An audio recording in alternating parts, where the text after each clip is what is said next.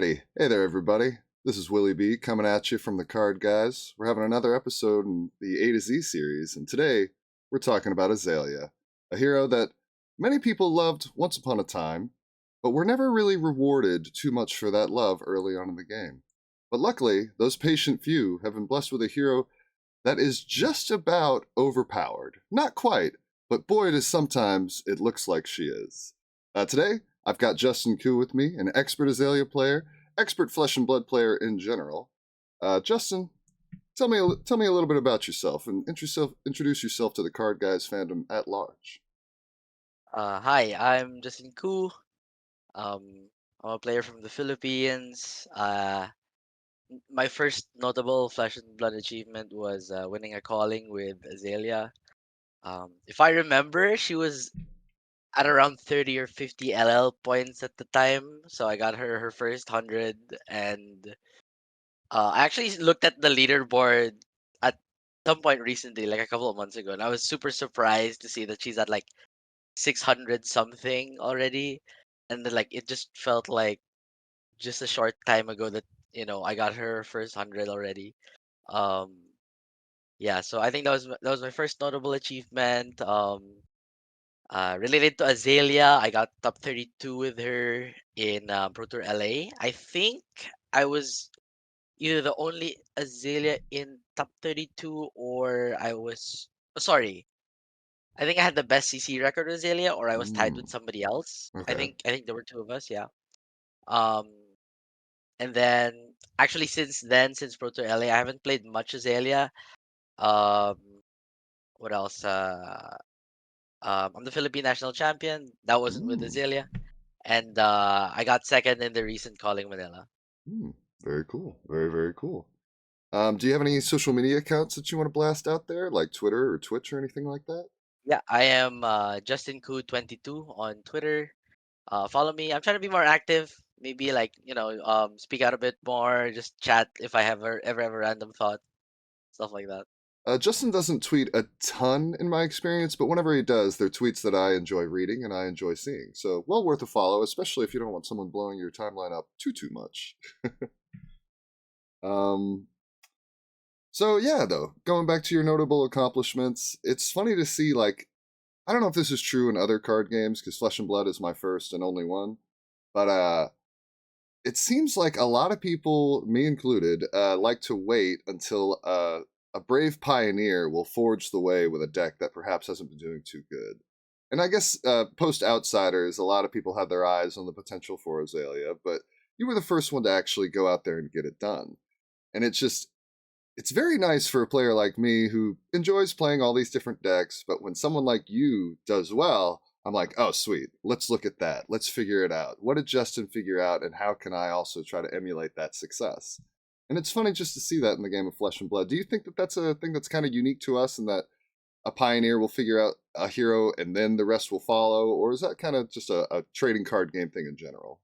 Yeah, I think that's a trading card game thing in general. Okay. I've thought about it at some point before that it happens a lot more in trading card games or like strategy games more so than Mhm. mechanical execution games, because it's like if somebody does well with something, if you have the same, let's say somebody has a good deck list, they win something with it.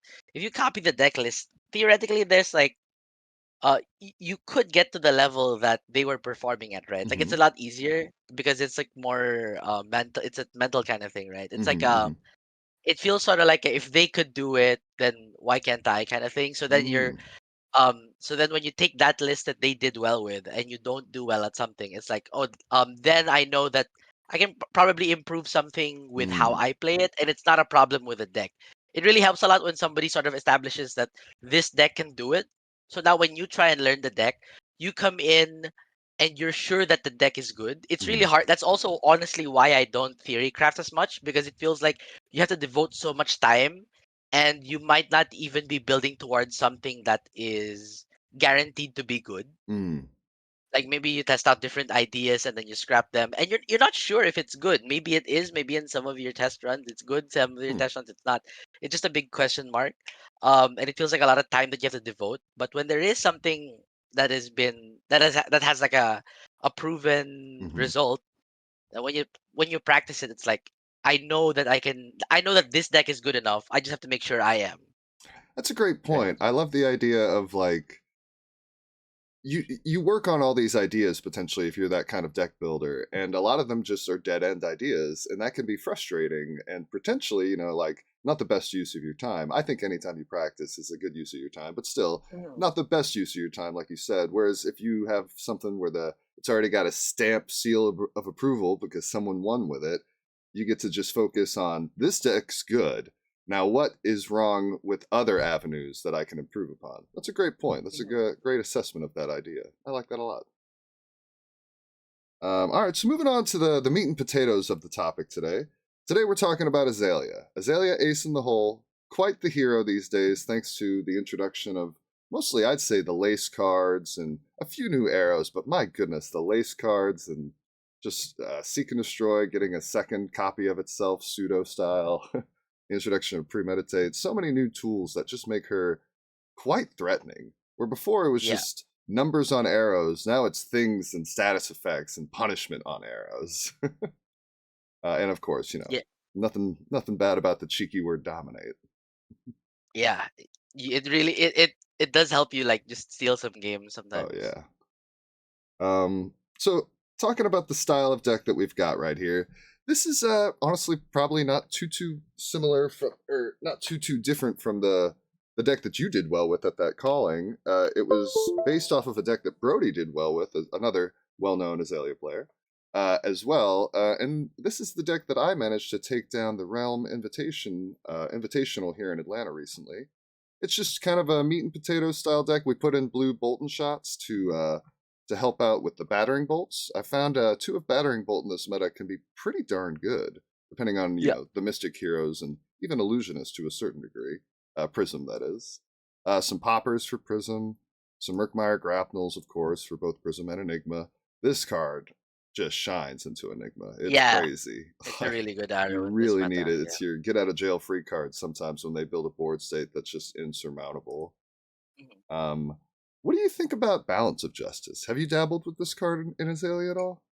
Yeah, so it's it's pretty interesting the inclusion of the sort of innovation of balance, right? Mm-hmm. I'm pretty sure it was Brody who came up with it and sort of first guy to get it on a deck list. Yep, yep. So I know that it was mainly innovated as a way to solve the KO matchup, Mm-hmm. which at the time was kind of it was I'd say kind of even, sort of just a points aggro kind Mm-hmm. of matchup. Um, I think he really uh I think I think the first point to realizing why it was good was because in we sort of realized in the brute matchup that you don't really want to arsenal as much. Mm. So because of that, the cross wrap has less potential activations, which meant that the headpiece was not as important as before, or as important as in other matchups. Mm-hmm. And then that sort of opened it up, and then balance was just 5 points, and then um that sort of helped keep you up with KO. And Absolutely. I guess also in the other brute matchups, you can also run it in any Art of War matchup, so Mm-hmm. maybe in the ninjas also. I feel like I still like cross wrap in those matchups, but balance is definitely playable and is you can consider it in those matchups also. What's funny for me about this card is it's kind of evolved over time for me. At first, into KO, it was like a dream come true. They do a wild ride into a pulping, and I'm just getting a free card off the top. And usually I'm not blocking except for with balance, so it's just like another pump so I can get that arrow even bigger on the next turn. But it seems like the KOs have evolved with me. And now against Azaleas, they seem to be siding out their extra wild rides, their extra pulpings, whatever they may be, and just to avoid the punish of balance of justice. So I'm actually back on Skullbone Crunchwrap or Crosswrap for the KO matchup. But I found balance is pretty good against Prism. It stops that first erudition, and when they eventually do the draw card thing, because they're gonna do it, Yeah. well, at least you get to draw one back. So this is a card that's been near the chopping block for me, but thanks to its relevancy in Prism and certain other matchups, like I ran one into a new on the way to the top 8 the other day. I was already a lock though, so it was actually just mid-tournament testing. Mhm. But it was fun. It was cool to have extra block against new. That's Moving, interesting. Playing it into Prism. I actually haven't tested that. I should try that out. I like it a lot. But at the same time, sometimes Skullbone just is so good at getting through your deck and finding Yeah. exactly what you need. But I don't know, balance. The Prism matchup has really shined for me. Moving right along, let's just love on Long Draw Half Glove a little bit. This card's so good. Like when Yeah. Warmongers came around and started ruining my day, this card really just showed me how amazing of a counter it can be. And also, I found sometimes in the late game, it's just the pump that gets you over the top if you need like a big dumb dominate to win. I've had two arrows in hand that I didn't need, and I look at my long draw and I'm like, huh, I can just turn these into little pumps for two. And it's just Mhm. lovely. Do you have any thoughts on this card aside from just those normal things? Yeah. Aside from being a counter to Warmongers, it honestly just from a player experience perspective, Mhm.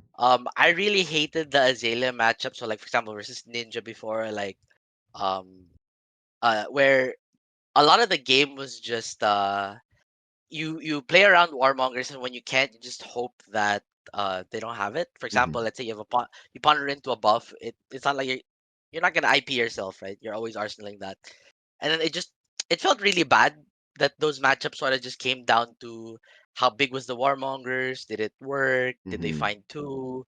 And it was a really annoying kind of play experience where like I Mhm. should be favored in the ninja, but if they if they Have the drew one perfect warmonger, warmongers, yeah.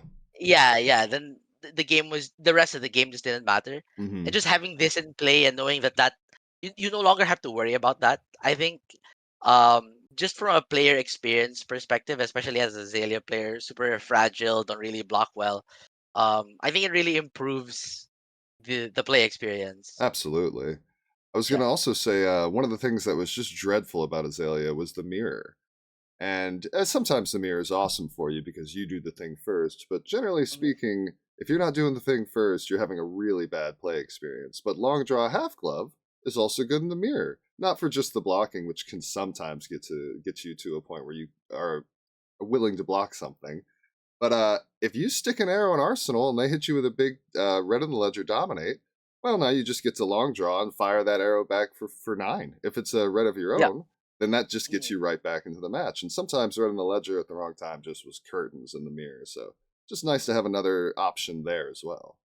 Yeah, just converting the cards you couldn't block with because it was dominated into four. Hmm. Yeah. And then moving right along, have you dabbled with the spell void at all against Yeah, Kano? yeah. I definitely like SB2 in the Kano. It It's was crazy. initially which one was it first? It was It initially was was it the the cloak at chest? first. Yeah, it was the cloak at Yeah, I first think it was because we just still ran snaps as like a yeah. maybe I'll need it.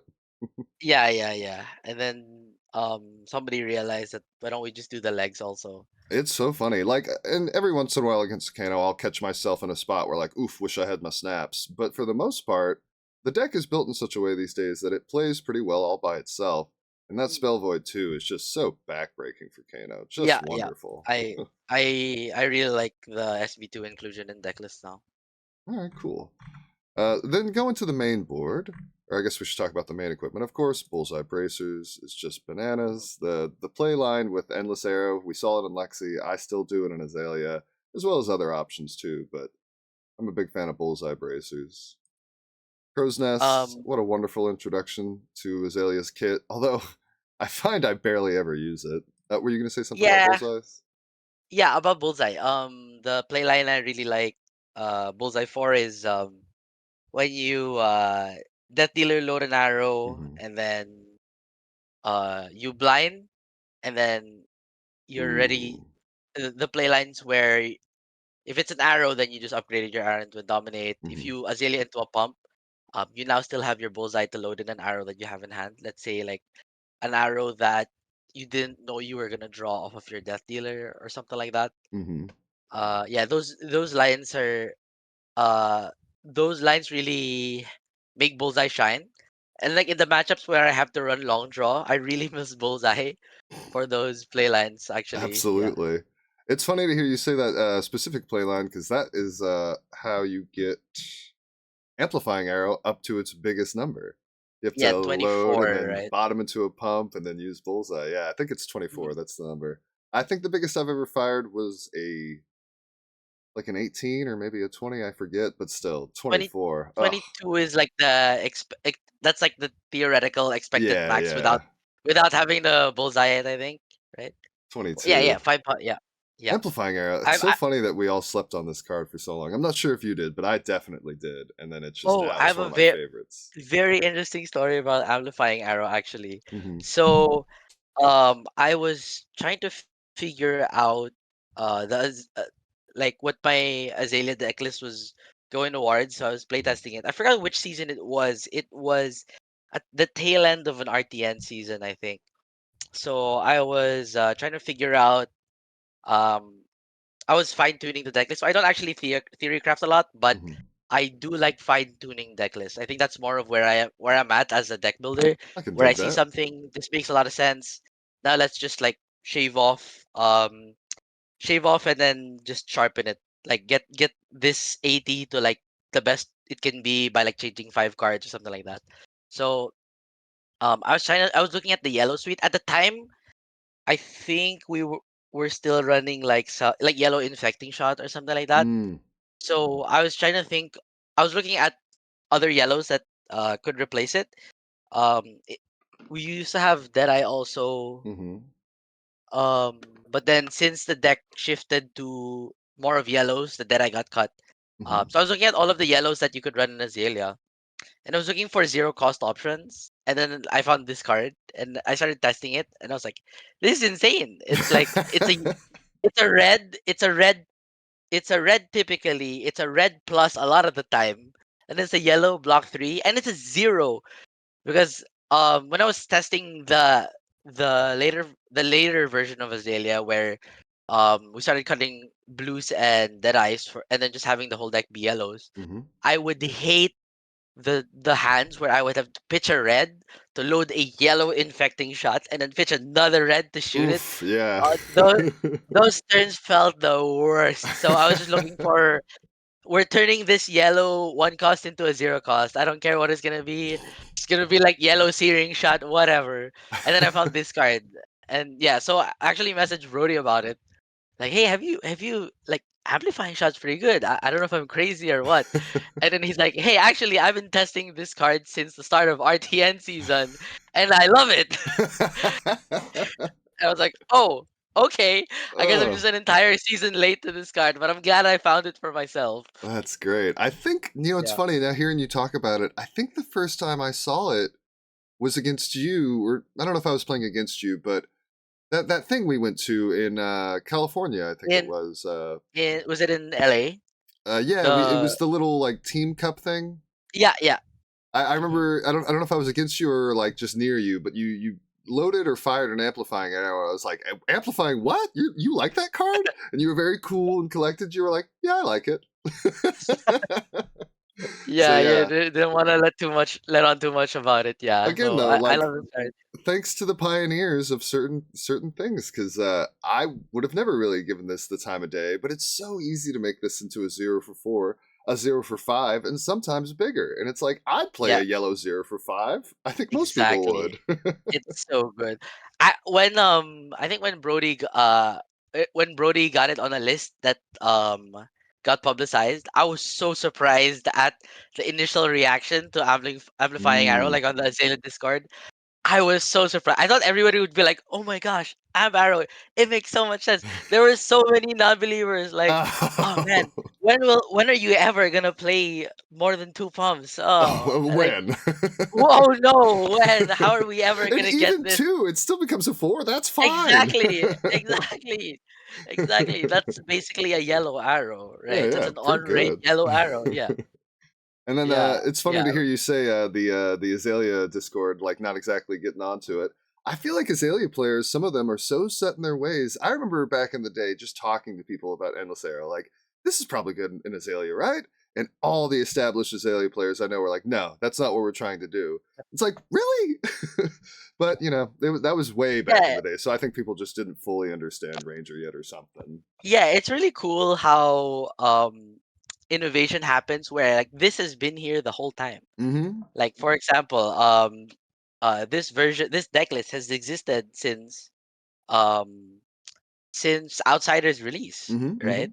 People could have been playing Amplifying Arrow since Outsiders release, right? But Absolutely, nobody yeah. did. Yeah, it's really interesting that like this has been here the whole time. Alrighty then. Moving right along. So we've been harping on just like good cards that we love, which is Mm. great, but we should stay on topic. Yeah, yeah, yeah. So why would you play this hero over others? Like currently, you've actually been off of her. What would it take to draw you back in?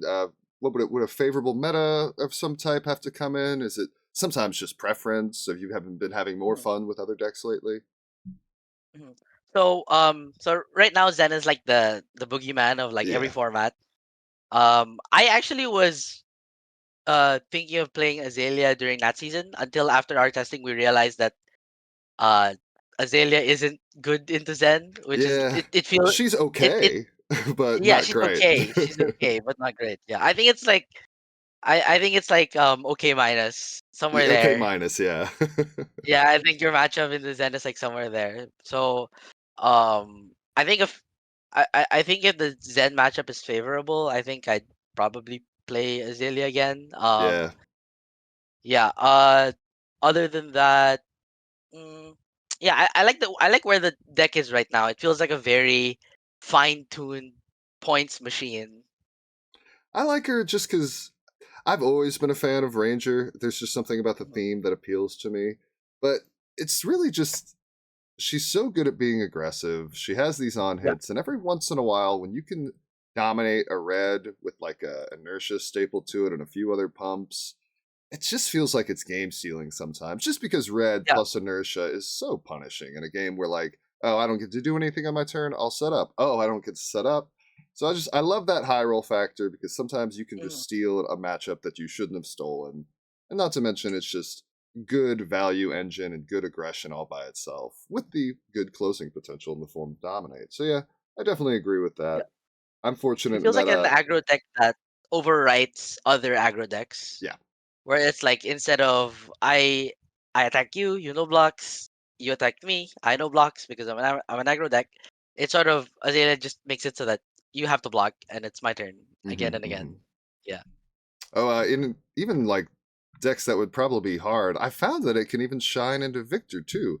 I hit a Victor Yeah. with a dominated battering bolt the other day, and he had two block cards in hand. He's only able to block with one of them. The other one got destroyed, and he lost Uh, the health. And I'm like, ah, battering bolt's so cool. Moving right yeah, along. I Go ahead. never tested battering myself, but my friend was testing it. He likes it, and the Azalea winner at the calling of US Mm-hmm. Stats, he had battering bolt in his list. It's just surprisingly good. Like with the inclusion of some more blues, and also I've been enjoying having Yeah. blue bolt and shot back just to have Mhm, more potential to have like a rain razor's turn.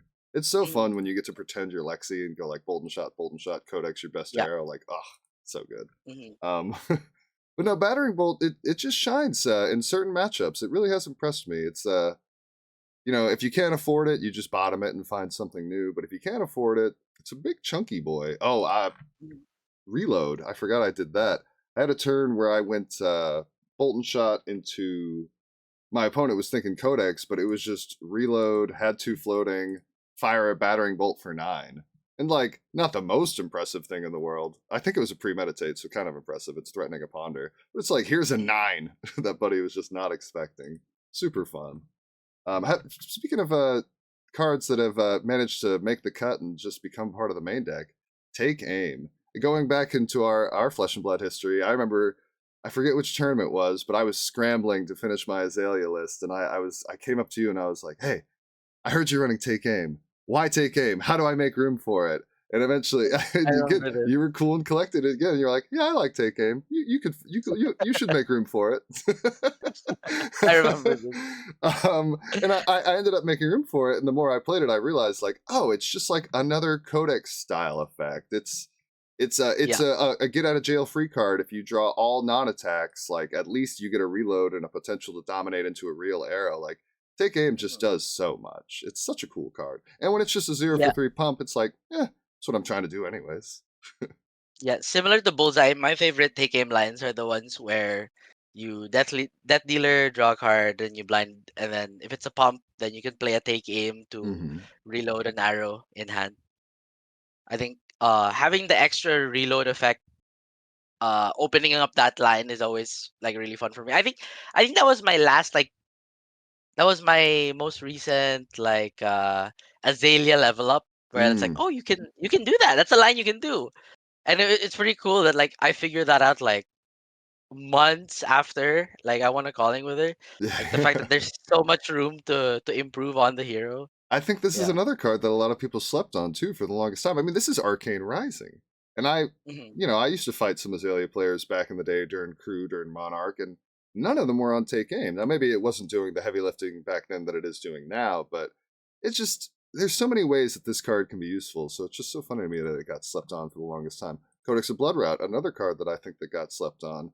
I had another little level up moment recently. I had a Codex laced with inertia. I fired some kind of Goagan arrow, and then played lace, played Codex of Blood Rot, loading in the last arrow out of my hand, and my opponent had blocked down to one card, a card they were planning on sticking in Arsenal and saving for later. Well, this forced it into Arsenal, and then because I had stuck an inertia on that arrow, he had no blocking cards in hand. He takes the hit, he takes the Blood Rot, and then he loses that card that I had just forced into Arsenal. Like Codex of Blood Rot can do some dirty stuff. Again, just Hmm. the advantage of having more reload potential, but this one also giving a ponder and a blood run on top. Pretty sweet.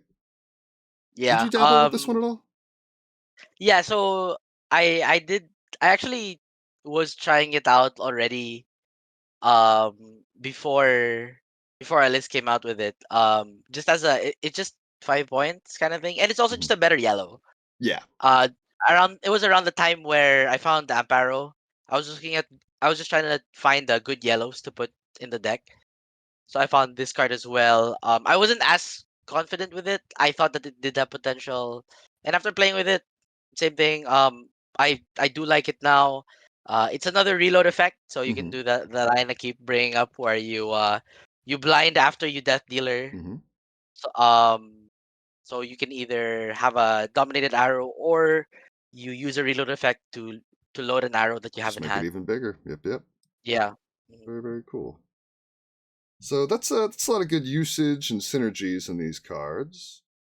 We've talked about the sideboard and good usage and synergies here. Sleep Dart for me is just this could maybe be Fatigue Shot if you're expecting more Guardian, but Sleep Dart is just another Yeah. card that's good into Zen, good into so many matchups. I'm just a Mhm. fan of Sleep Dart in general, honestly. Mhm. Yeah.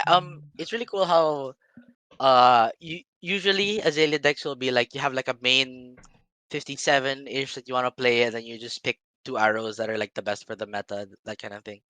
So like recently, those have typically been Sleep and Fatigue Shot. I think have been Mm-hmm. like the two best sideboard arrows. Yeah, I agree. Although I shot Oh, a and Murkmire, yeah. and Murkmire, of course. I think Murkmire has kind of just earned its slot thanks to the Yeah. illusionists existing these days. But yeah, Mhm. um, going back to Victor, I had a nightmare scenario. You've probably lived through this too. Fatigue shot, great arrow into Guardian, of course. Didn't realize fatigue shot does not work on Rouse the Ancients.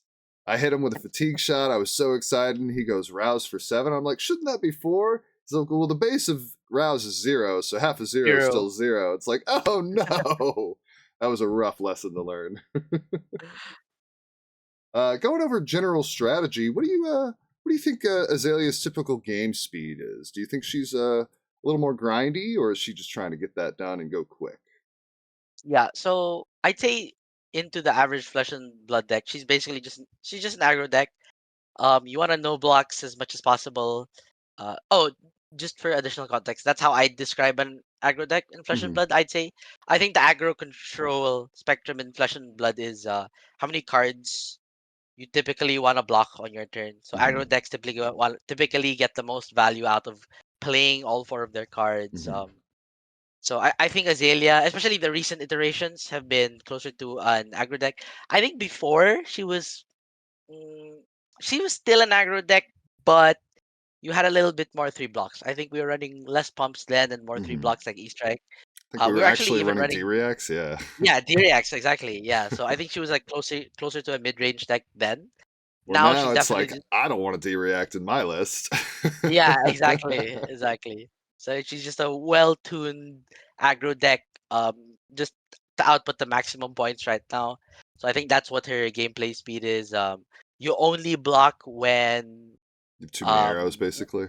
yeah, too many arrows. If the extra card is a liability, or if the on hit, or if you have to Yeah, block. yeah, yeah. If they force you Yeah, to block it. I always love yeah, talking about that against assassin players. Like, I have a lot of friends who play assassin, and it's like, mhm, I'm not going to block until you force me to. And even then, yeah. sometimes I'm not going to block. Even then, sometimes, yeah.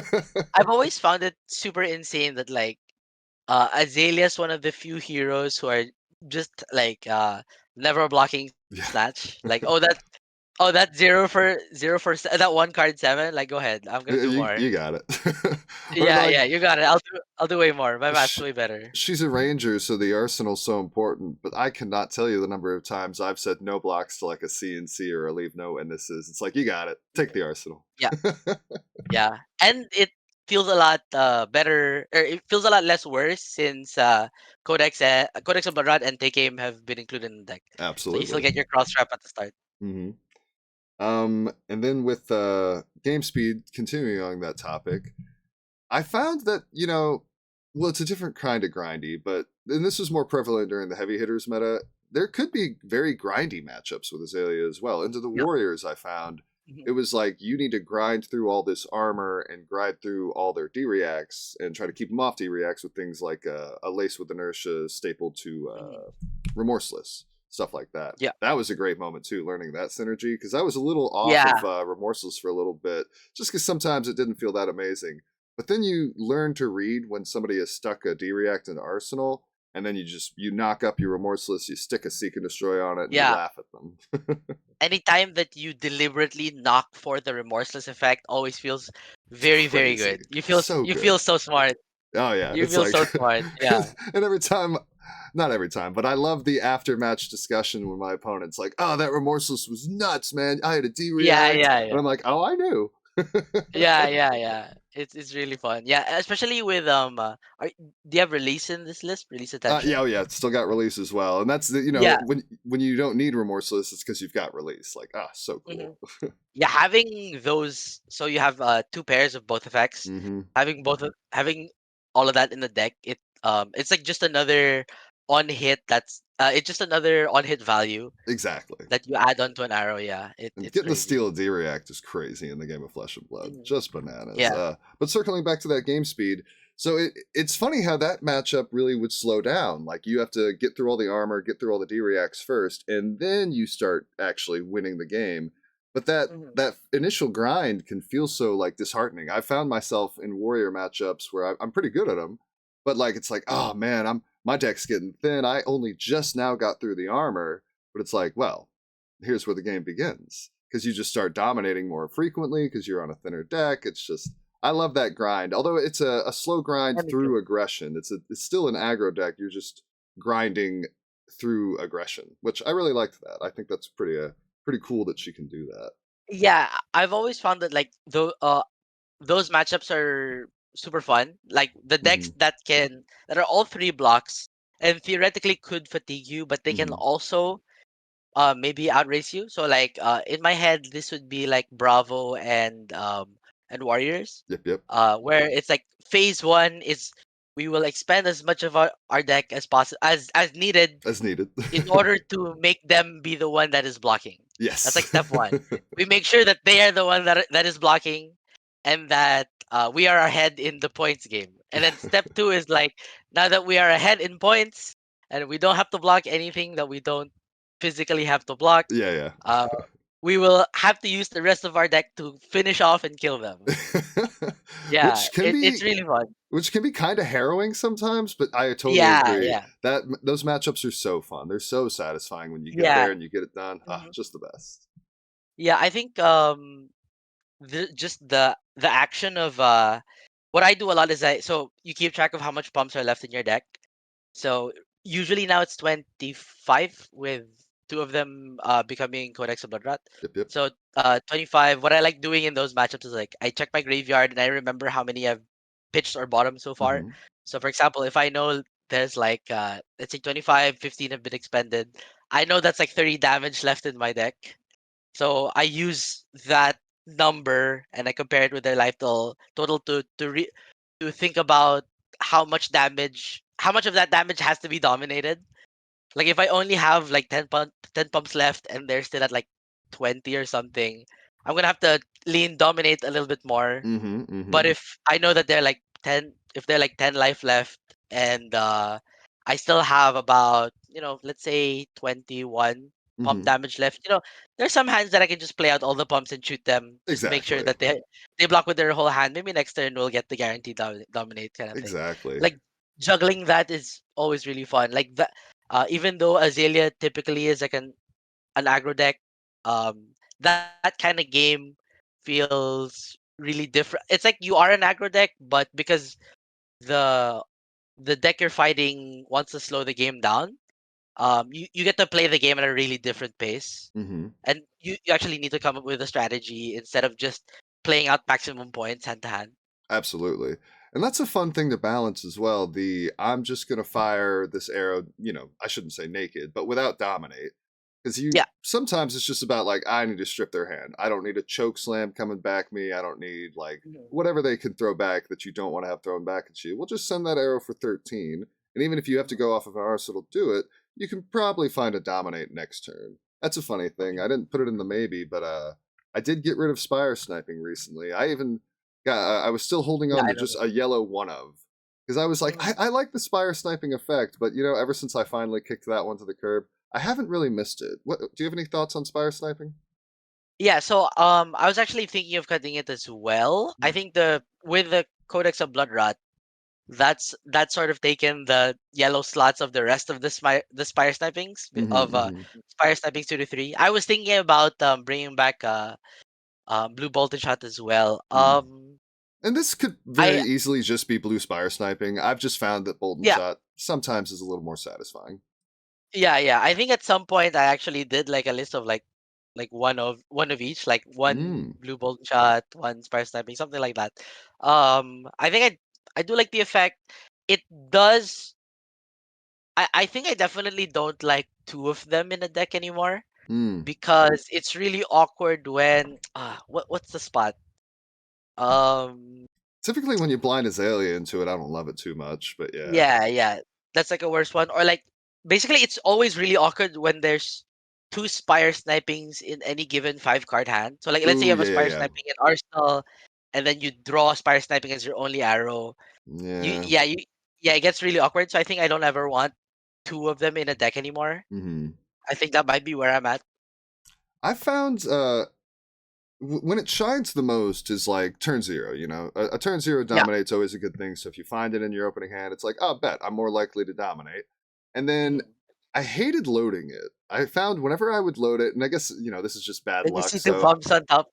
yeah, it never found an arrow. It never found an arrow. It was crazy. But I also found if you started with it in Arsenal and you flip it with cross wrap, that That's usually like the was best. like, yeah, that was like best case scenario. But like when you would load it, it would just always let me down. So I haven't missed it Mhm. yet. Maybe like you said, maybe a one of, Yeah.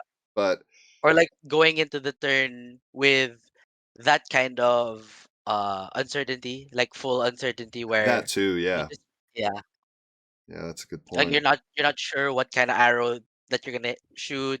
You have to keep something that's vanilla. Yeah, I definitely can see cutting it be because you don't really want to get priced into those situations where it's like I need disruption now. You load your fire sniping, you see a knock and a pump on top, and then okay, I guess I And just then have you to shoot cry. this. Yeah. No, Uh huh. that's funny that you say being priced into things. That reminds me of Lexi back in the day. I remember I learned in the Lexi mirror, a lot of the better Lexi players were cutting Rain Razors, and I was like, why would you ever cut Rain Razors? That's like your power card. That's crazy. Well, it's because it doesn't block. So it would price you into turns where it's like, well, you don't get to block this turn. You have to have a Rain Razors turn, and this Rain Razors turn better be awesome. And if it wasn't, you would just be priced into taking all this damage and then having kind of a schmedium crackback. Inspire sniping, I guess, is a little bit similar in that you're kind of priced into a certain line that's a little uncertain. So yeah, I Yeah. like that. That's a great point. Do you find that you use your life total a lot more as a resource in Azalea, as opposed, I was going to say as opposed to your equipment, but generally speaking, your equipment. Yeah. They're better I, not using for blocking. it feels a lot less like using, like deliberately using your life total, but it's more of just m- my hand has its best value not blocking, getting played and not Yeah. blocking at all. So go ahead and do your thing. I'm gonna do mine. It Yeah, feels a lot less deliberately using your life total. I think some decks, it really feels deliberate when you use your life total compared to agreed. Azalea. Whereas Aelia, it's like, I've got this much life. It forced me to Yeah, start yeah, blocking. Yeah. yeah, yeah. Let's talk about the power cards of the deck, and like maybe cards that you utilize for like a mid game pivot. Do you think she mid game pivots that much, or is she kind of just like a deck that takes the lead early and just holds it? I feel like mm, I feel like against most decks, yeah, you just play like an aggro deck where you just play you just maximize the point value of your hands. Mm-hmm. I think the the more interesting matchups, like I think Bravo was a really fun matchup. Mm-hmm. Um it's kind of sad that like he's not around anymore. Yeah, yeah. But around we actually thought that Bravo was like the worst matchup for Azalea, right? Mm-hmm. Mm-hmm. Um but after a while, I think it's like really close now. It might even be It's even. relatively close, yeah. Yeah, it's as you get better at Azalea, you kind of realize that the matchup isn't that bad. Outside of a Bravo high rolling you, but Yeah, yeah, yeah. um, mhm, it's really close, and I feel like that's probably the only matchup where that kind of like pivoting, where like for example, they forcibly take tempo from you by dominating some crush effect, and you literally can't do anything. So you have to find some way to balance your life total and do something at some point, like maybe send like a small fatigue shot at them, maybe Mm-hmm. send Mm-hmm. like a fatigue shot for 8 just to take some cards and then make it so that they can't disrupt, or maybe they only have one card left in hand and they can't send anything meaningful at you. Yeah. That was a good I- learning I- moment for me, actually, in a Bravo. I was always under the impression like it's got to be fatigue shot for 11, otherwise it's not good enough. But fatigue shot for 8, generally speaking, unless they're cashing in a bunch of armor, means that they have to give you like enough cards that they can't do a big dumb dominated choke Yeah. slam, spinal, whatever it may be. So Mhm. fatigue for 8 was kind of like that, like tempo reset. Like, all right, Bravo, Yeah. you need to calm down Yeah. for a Like turn at least. yeah. Like we're just gonna take just enough cards that we can set something. We're gonna use just enough cards to take just enough cards where uh I will make enough space for my next turn Mm-hmm. while still preserving resources for it. Yep, I think yep. that was a really fun dynamic of that matchup. Absolutely. Talking about power cards, I wanted to start with knock, but I guess we should start with the power card. You can't really talk about power cards in Azalea without talking about Codex of Frailty. Mhm. Codex of Frailty, on the surface, the Frailty and the Ponder is basically enough value already on their own, if you think about it. But the fact that you get to just grab an arrow, your best arrow, out of graveyard for whatever the situation may be, just really elevates this card. It's just we've talked about it a lot. I'm a big fan of the bolt and shot line into something, whether it be a death dealer load, whether it be a reload off of take aim. But the best is always Codex, because you just have all the options in the form of like also slightly disruptive in the form of the frailty, depending on what you're fighting, and you get to replenish your arsenal with the ponder. Just such a wonderful card. What are your thoughts on Codex of Frailty? I mean, yeah, this is probably the strongest individual card in CC Mm-hmm. in the CC format since it's printing. It's Probably, pretty good. it was interesting actually. So, the only other card, like singular card that I think compares in value to Codex is actually Trounce. I think Yeah. because Trounce is so 3, 4, 5, and then the extra card, Ooh, which is yeah. 8, and then the gold, which is 9, Ish. which is 9. Yeah, Yeah, yeah. 9-ish. So, Codex is so you're the Ponder's 3. In Azalea, it's actually w- uh Sometimes more, an yeah. Arsenal. Yeah, an Arsenal card is typically worth one more I guess just because of the so opt alone, yeah. yeah. So 3, and then the actual card that you're getting, the attack you're getting, which is, let's say 3 because it's a card, and then the frailty token is like maybe like 2 Mm-hmm, mm-hmm. ish. It's at least 1, Yeah, yeah. right? It's at least 1. So it's like a one card. What's that? 8, and then because the Ranger cards in general are just very good. So like let's say you're getting a drill shot, that's a 5-point card. Yep, yep. Yeah. So it Codex is typically like a 1 card, 9 to 10. Yeah, it's like probably like 9 to 11, somewhere there. My favorite play line with it, I mean, everybody always sees it coming, but it's like put some meaningful on hit onto a Bolton shot so that they're tempted to block it, maybe after you've already used Death Dealer, and then just Codex in their real nightmare card. And suddenly now Mhm. they've blocked when they shouldn't have. You're putting them in this terrible position. Just an awesome card. Whereas another powerful card, much less powerful, Codex of Bloodrot, I found, this card rules because of the reload effect, but it's just that much weaker because you can't grab something unless it's in hand. Which, is fine. If this is letting you grab something out of graveyard, then it would just be truly insane. But it's just interesting to look at the different value levels. Still a lot of value, still great, still a lot of cool plays, but Frailty just lets you do whatever the heck you want. It's crazy. Yeah. It's Uh, also I mean, of course they'd work together because they were printed and designed together, but it's really cool how the outsiders tokens, well, frailty and inertia, hmm, interact with each other. It's really interesting. So if you and the sort of and Codex of Bloodrot and Codex of Frailty play into that where you force something into their arsenal. yep, yep. So because it's in their arsenal, they have to play it. Especially, they have to play it if they have an inertia token, Mm-hmm. and because if they have a frailty token, then it'll be I'll weaker be weaker, yeah, yeah. because you have forced it into their arsenal. I thought the interplay between the outsiders effects and in conjunction also with some of Azalea's effects like Mm-hmm. riddle and fatigue shot. So like when you codex them with an inertia, and you shoot a fatigue shot at them, Ooh, you force them yeah. to play the thing in their arsenal At a that much less is good. rate, yeah. Yeah, it's fatigue shotted. But they can't not play it because they're inertia. That's great. Yeah. I love that. That's super fun. It's Yeah. a damned if you do, damned if you don't style moment. Talking about power cards, what are your thoughts on Knock the Death Whistle? I have had, it's mostly just love now, but I used to have a love hate relationship with this card. hmm Um, the card has the. I think the like right now this card is probably. I think ever since KO, this card has slowly been getting a little worse and worse. I A think. smidge. Yeah, a smidge. Because that meta also like everybody got more armor, Mm-hmm. or at least the meta decks became decks with a lot more armor or blocking capabilities. So Mm-hmm. it feels like you never really wanna like a card is never really worth uh sorry, it was never really worth a card to to dominate something. Yeah, yeah.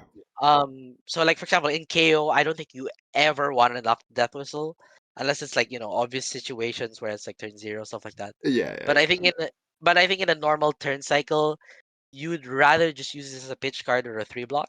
Exactly. Um, yeah, because that matchup is so like your arrow effects do very minimal things, but Mm-hmm. yeah. On the flip side though, the matchups where there is an arrow that completely wrecks their day. So for example, like Ninja and Riddle, I think is the probably the best example.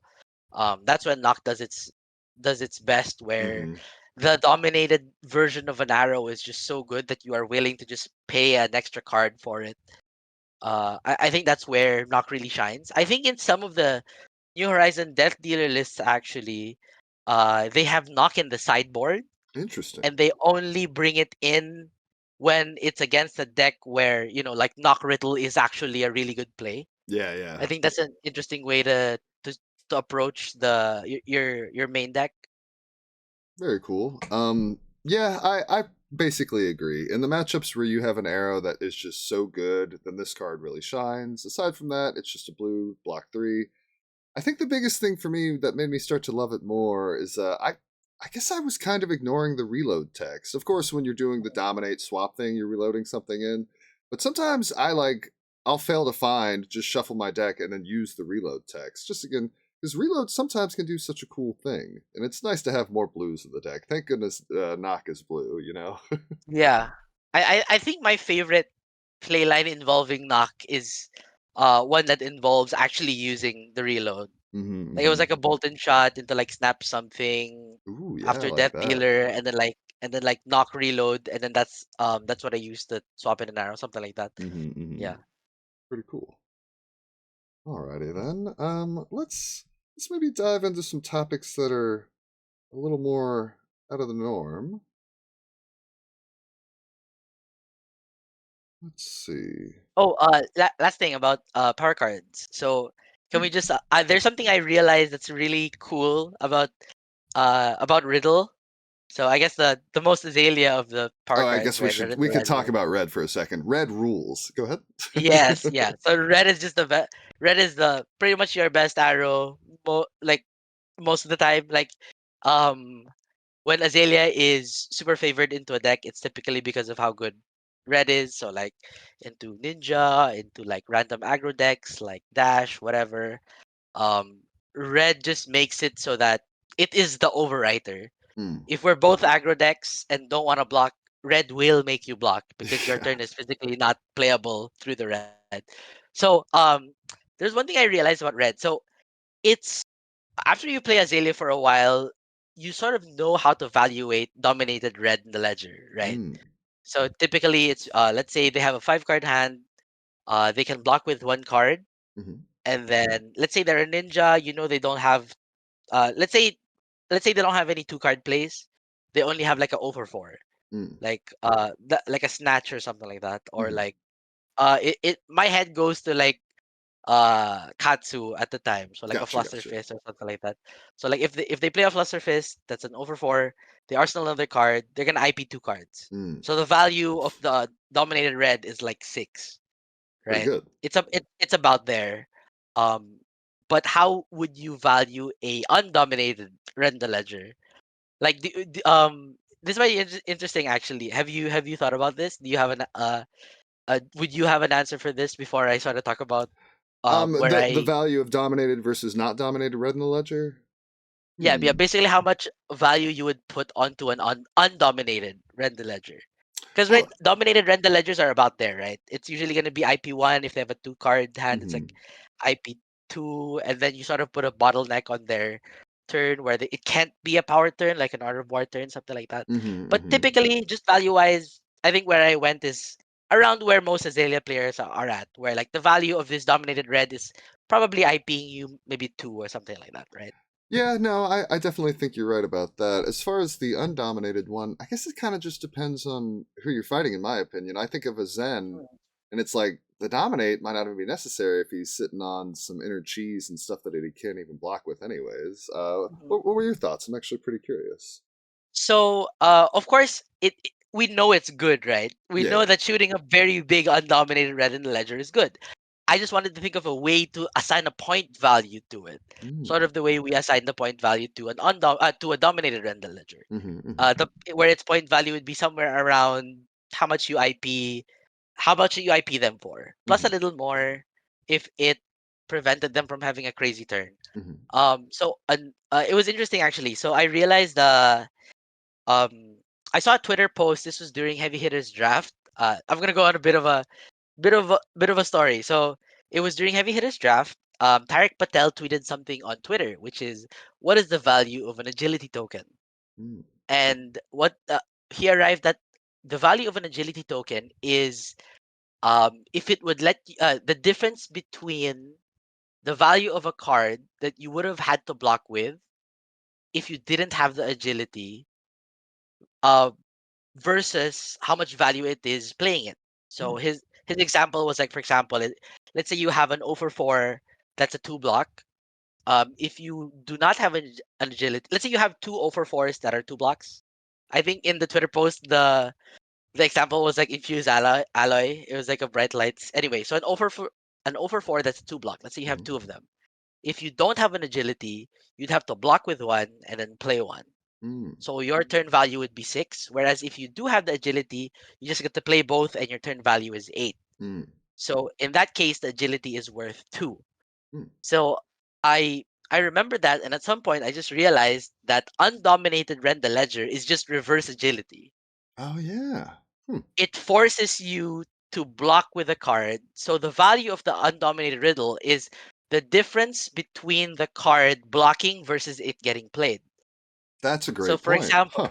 versus let's say a ninja and an example hand of let's say 3 head jabs and a wounding blow, or 3 head jabs and an 0 for 4 that blocks 2. If you don't do anything to the ninja, that hand is worth 3, 6, 9, 13, Mm-hmm. right? Whereas if you shoot a red in the ledger, these three, let's say you shoot a big enough red in the ledger where he has to block with everything. Mm-hmm. In this case, he does because it's all 2 blocks. So he would have to block with these 3 cards, which would turn them into 2, 4, 6 value, and then he gets to play his over 4, which is 10. So in that case, simply sending the undominated red in the ledger already makes the red 3 points. Yeah, yeah. Yeah, so That's pretty it good turned value. their turn value from 13 to 10. Of course, with a lot more card effects, the values are a lot bigger and a lot lower. Mm-hmm. But I thought this was a really interesting way to put a number value to it. Hmm.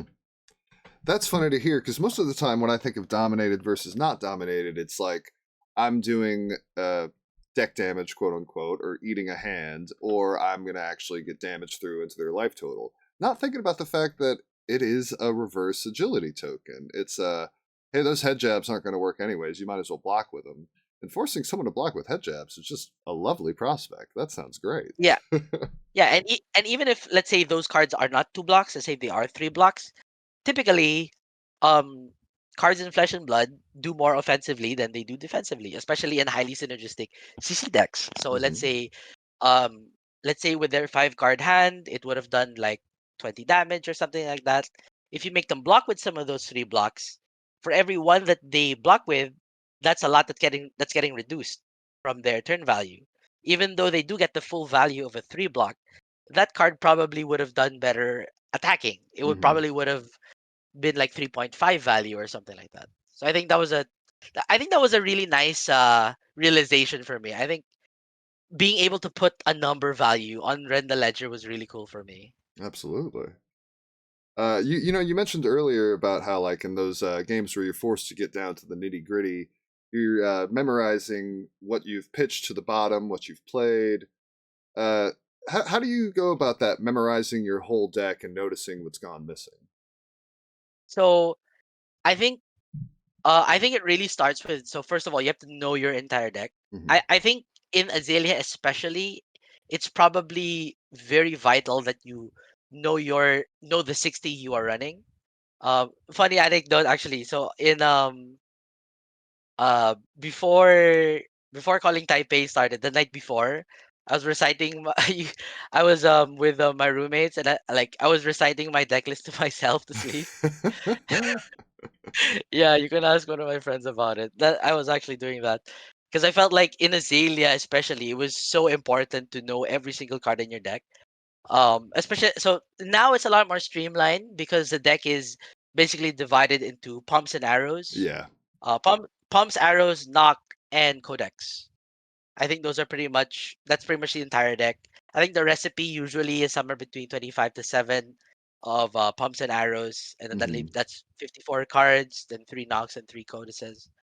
Back then, it was a lot more complicated. It was like this many pumps, this many arrows, these many Bolton shots, this many Ravenous Rabbles. Oh You have yeah, 6 go yeah. against because E strikes and Rabbles. Yep, Then yep. you have D reacts and stuff like that. So it's definitely a lot easier to remember now. So typically, how I go about it is I mainly keep track of the pumps. Mm-hmm. Especially in those matchups where it could go to fatigue. I mentioned earlier keeping track of how many pumps. So what I like doing is in anytime in first cycle that I would send a pump to the bottom or pitch a pump, I would keep in mind exactly what that pump is and the fact that I sent it to the bottom, because it's also pretty important to keep track of not just how many pumps you have left in your deck, but which pumps they are. So, for example, if you know you have more released attentions left in the deck, then maybe you'd rather arsenal this inertia pump instead of this frailty pump. Mm. That kind of thing, where remembering what's left in your deck in order to uh have better arsenals, that kind of thing, or to line up things better. So typically that, just remember what goes to the bottom and then count your graveyard. Mm. Um, it was interesting. I think Azalea is probably the most in tune I've ever felt with a deck. Mm. where like I remember exactly what's at the bottom. So I remember what's left in my deck, the ratios of what's left in my deck, Mm-hmm. and when I check the graveyard, I know exactly what to look for. It was uh just another anecdote. It was at an armory where I lent my deck to a friend and we paired against each other. It was really cool fighting Azalea because I would do what I always did as Azalea to Azalea. Mm-hmm. So I would keep it track. I would be able to keep track perfectly of the pumps left in his deck, That's and great. and know what was at the bottom. Yeah, so that was interesting too. So I was like, oh, there's no more releases left because he pitched one and there's two in the graveyard. So I know that my D-Reacts are safe, that kind of thing. Mm-hmm. So I feel like if you want to get better at Azalea, that's definitely one of like the easier steps. Is just know your deck list and know all the ratios. It's a lot easier now, right? We just 25. It's 25 pumps, 27 arrows, Yep, three yep. knocks, three codices, and then three codex of frailties and two codex of blood rots. Well, a cool thing for me was learning that like two of your most powerful cards, Rain Razors when it actually can be, Codex always, are both yellow. So it's very easy to get these to the bottom.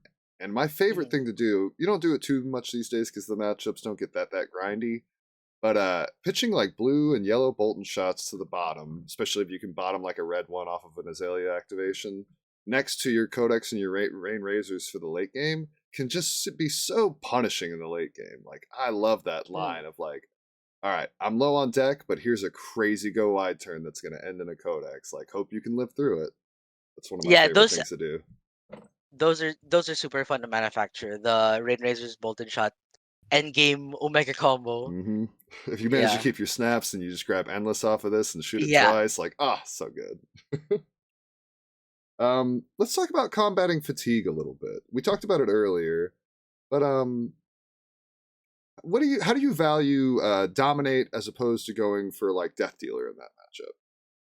So uh, so first of all, I'd say typically in like most Azalea matchups, um, I think that's one of the mistakes that maybe newer Azalea players might be more likely to make, Mm-hmm. which is dominating an arrow instead of prioritizing getting a go again in Arsenal to death dealers. For example, you have an arrow in Arsenal, or let's say you have a pump in Arsenal already, and you cross wrap and you see like you see an arrow on top. Mm-hmm. I think I think that's a I think newer Azalea players sometimes make that mistake of, oh, it's an arrow, which means that Time to I dominate. can give it dominate. Yeah, time to dominate, right?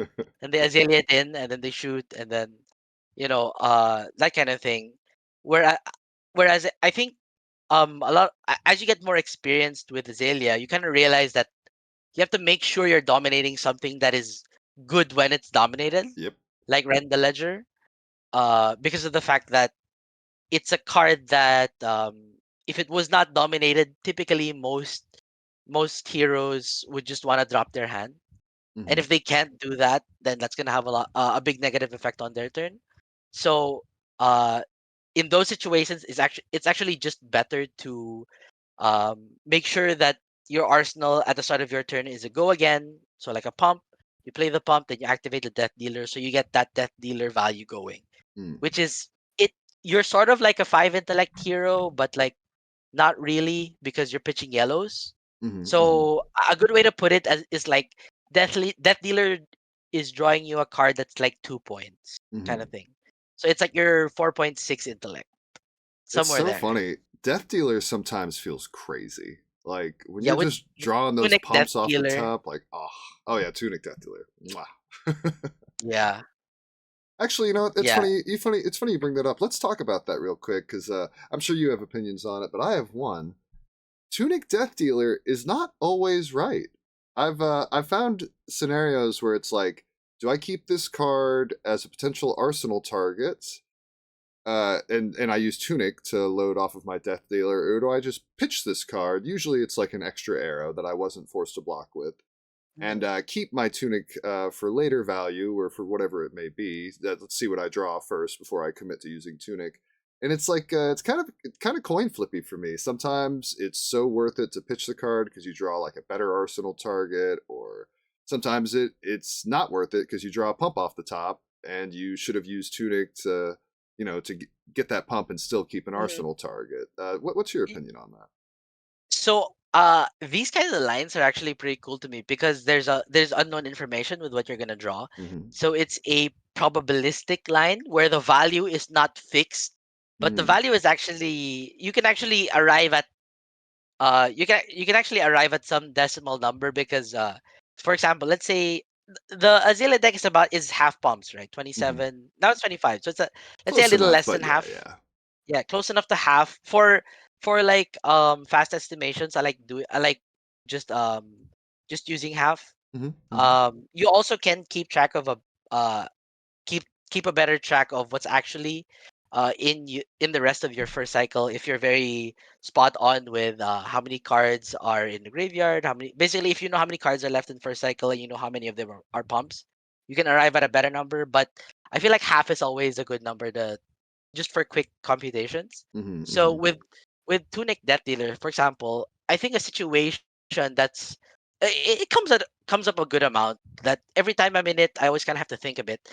So let's say for example, your hand is Take Aim, Endless Arrow, and then you have Tunic. Mm. So there is a reasonable consideration to play the Take Aim and then just shoot the Endless Arrow. Um, but there's also a consideration to Tunic Death Dealer in the Endless Mm-hmm. first. And if you do draw a pump, then you get to play it. And now the Mm-hmm. Mm-hmm. Tunic was worth a whole 3 value, right? Pretty good. But you don't know it's gonna be 3 because you're not sure. You might draw an arrow, you might draw a pump. So I'd say during those lines, you can put a. It's sort of like Scabs actually, Scabs Path, where you know that let's say we're using half. You Mm-hmm. know that half of the time you're gonna draw a pump, which is about three plus value, like Mm-hmm. more than 3 value.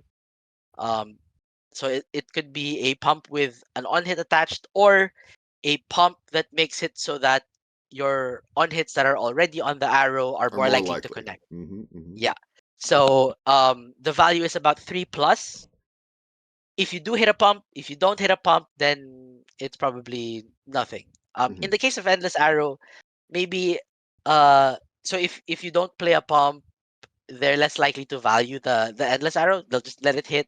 Then you have to arsenal card and IP yourself. Exactly. Um, yeah. So in those cases, you can just think of it like tunic death deal tunic death deal tunic death dealering there is like 3 times a half. Mm. So half of the time it's 3, half of the time it's 0. Mm. So you could say that Tunic Death Dealering in that spot is worth about 1.5 value. So whether your Tunic is worth 1.5, that depends on the game state and where you're going in the game. But if you notice that there's a trend, I like being able to put number values on play lines and effects. That's So good. It's a good I way think that's a to look at yeah. it. Mhm. It's also a nice way to develop heuristics. Mm-hmm. I think Azalea especially is one of those heroes where uh, I think essentially the hero is a lot of A and B choices Mm. over and over again.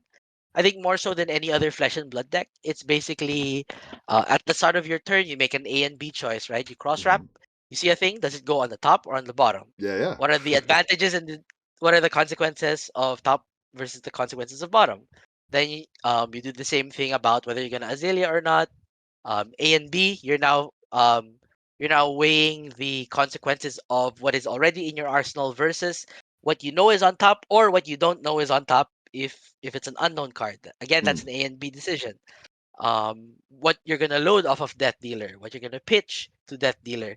It's a lot of A and B choices where it's like some of them are close, but one of them is like a little bit better than the other by like a couple points. Mm. And I feel like that Azalea is the deck for people who are very good at those decisions, where it's like you're not super good at um let's say like a mm, I don't want Azalea players to take this the wrong way, but like if you're not so good at like big picture kind of thing, Mm-hmm. but you're really good at just comparing, okay, A and B, okay, this is better. A and B, okay, this is better. Okay, Oh A yeah, and B, okay, this is better. Then I think Azalea is definitely the deck for you. totally. I think I think that's definitely why I I enjoyed Azalea and had a good amount of success on her Mm-hmm. because of the fact that I think I'm that kind of player where I think I'm able to sort of just look at A and B, and let's just get real into the nitty gritty. What are the consequences of A and B? Like, for Yeah, yeah, example, like weighing inertia versus seek and destroy. yeah. They're like basically the same thing, but one of but they're different. And every They're once in a different. while, there is a better It choice. exactly right. So I think if you like making those kinds of choices where it's like, okay, this is like 1 point better sometimes. Okay, let's Yeah, go with yeah. that. Stuff like that. I think if you're into making those kind of choices over and over again, then Azalea definitely is a deck for you. Well, there's also, it's funny you brought up Scabbies earlier because it's kind of a gambly type card. There's a Hmm. little bit of gambling in Azalea too, just like you said a second ago, using the Tunic Death Dealer for Endless Arrow as opposed to just using Take Aim. Using Take Aim, you're getting a guaranteed Endless Arrow for 7 that is going to be at least slightly tricky to block because it's 7. So you have the potential to get an arsenal off, and you get to keep your Tunic. If you gamble and use your Tunic to load, if you draw a pump, well, now you're doing Endless Arrow for 10, and it's even harder to stop. But if you do whiff and you draw like an infecting shot, well, now that 7 is a lot less threatening because if it hits, it's like, well, you've got 2 arrows now. And Hmm. it's almost like it's a gamble. So I think that's Yeah. a cool way to look at her. There's these very, I shouldn't say easy options, but like cut options that are easily solved just by weighing your options. And then a little bit Hmm. of gambling too. And then bigger picture stuff as well. You mentioned how she isn't exactly a big picture deck. Well, in the late game against certain fatigue decks, when you're figuring out what you got left, that's big picture. Yeah. And if you are taking the time to set up a Rain Razor's late game Codex Bolt and Shot combo, that's big picture as well. I do kind of love Hmm. that she can sort of do it all, except for block, but that's fine. Yeah.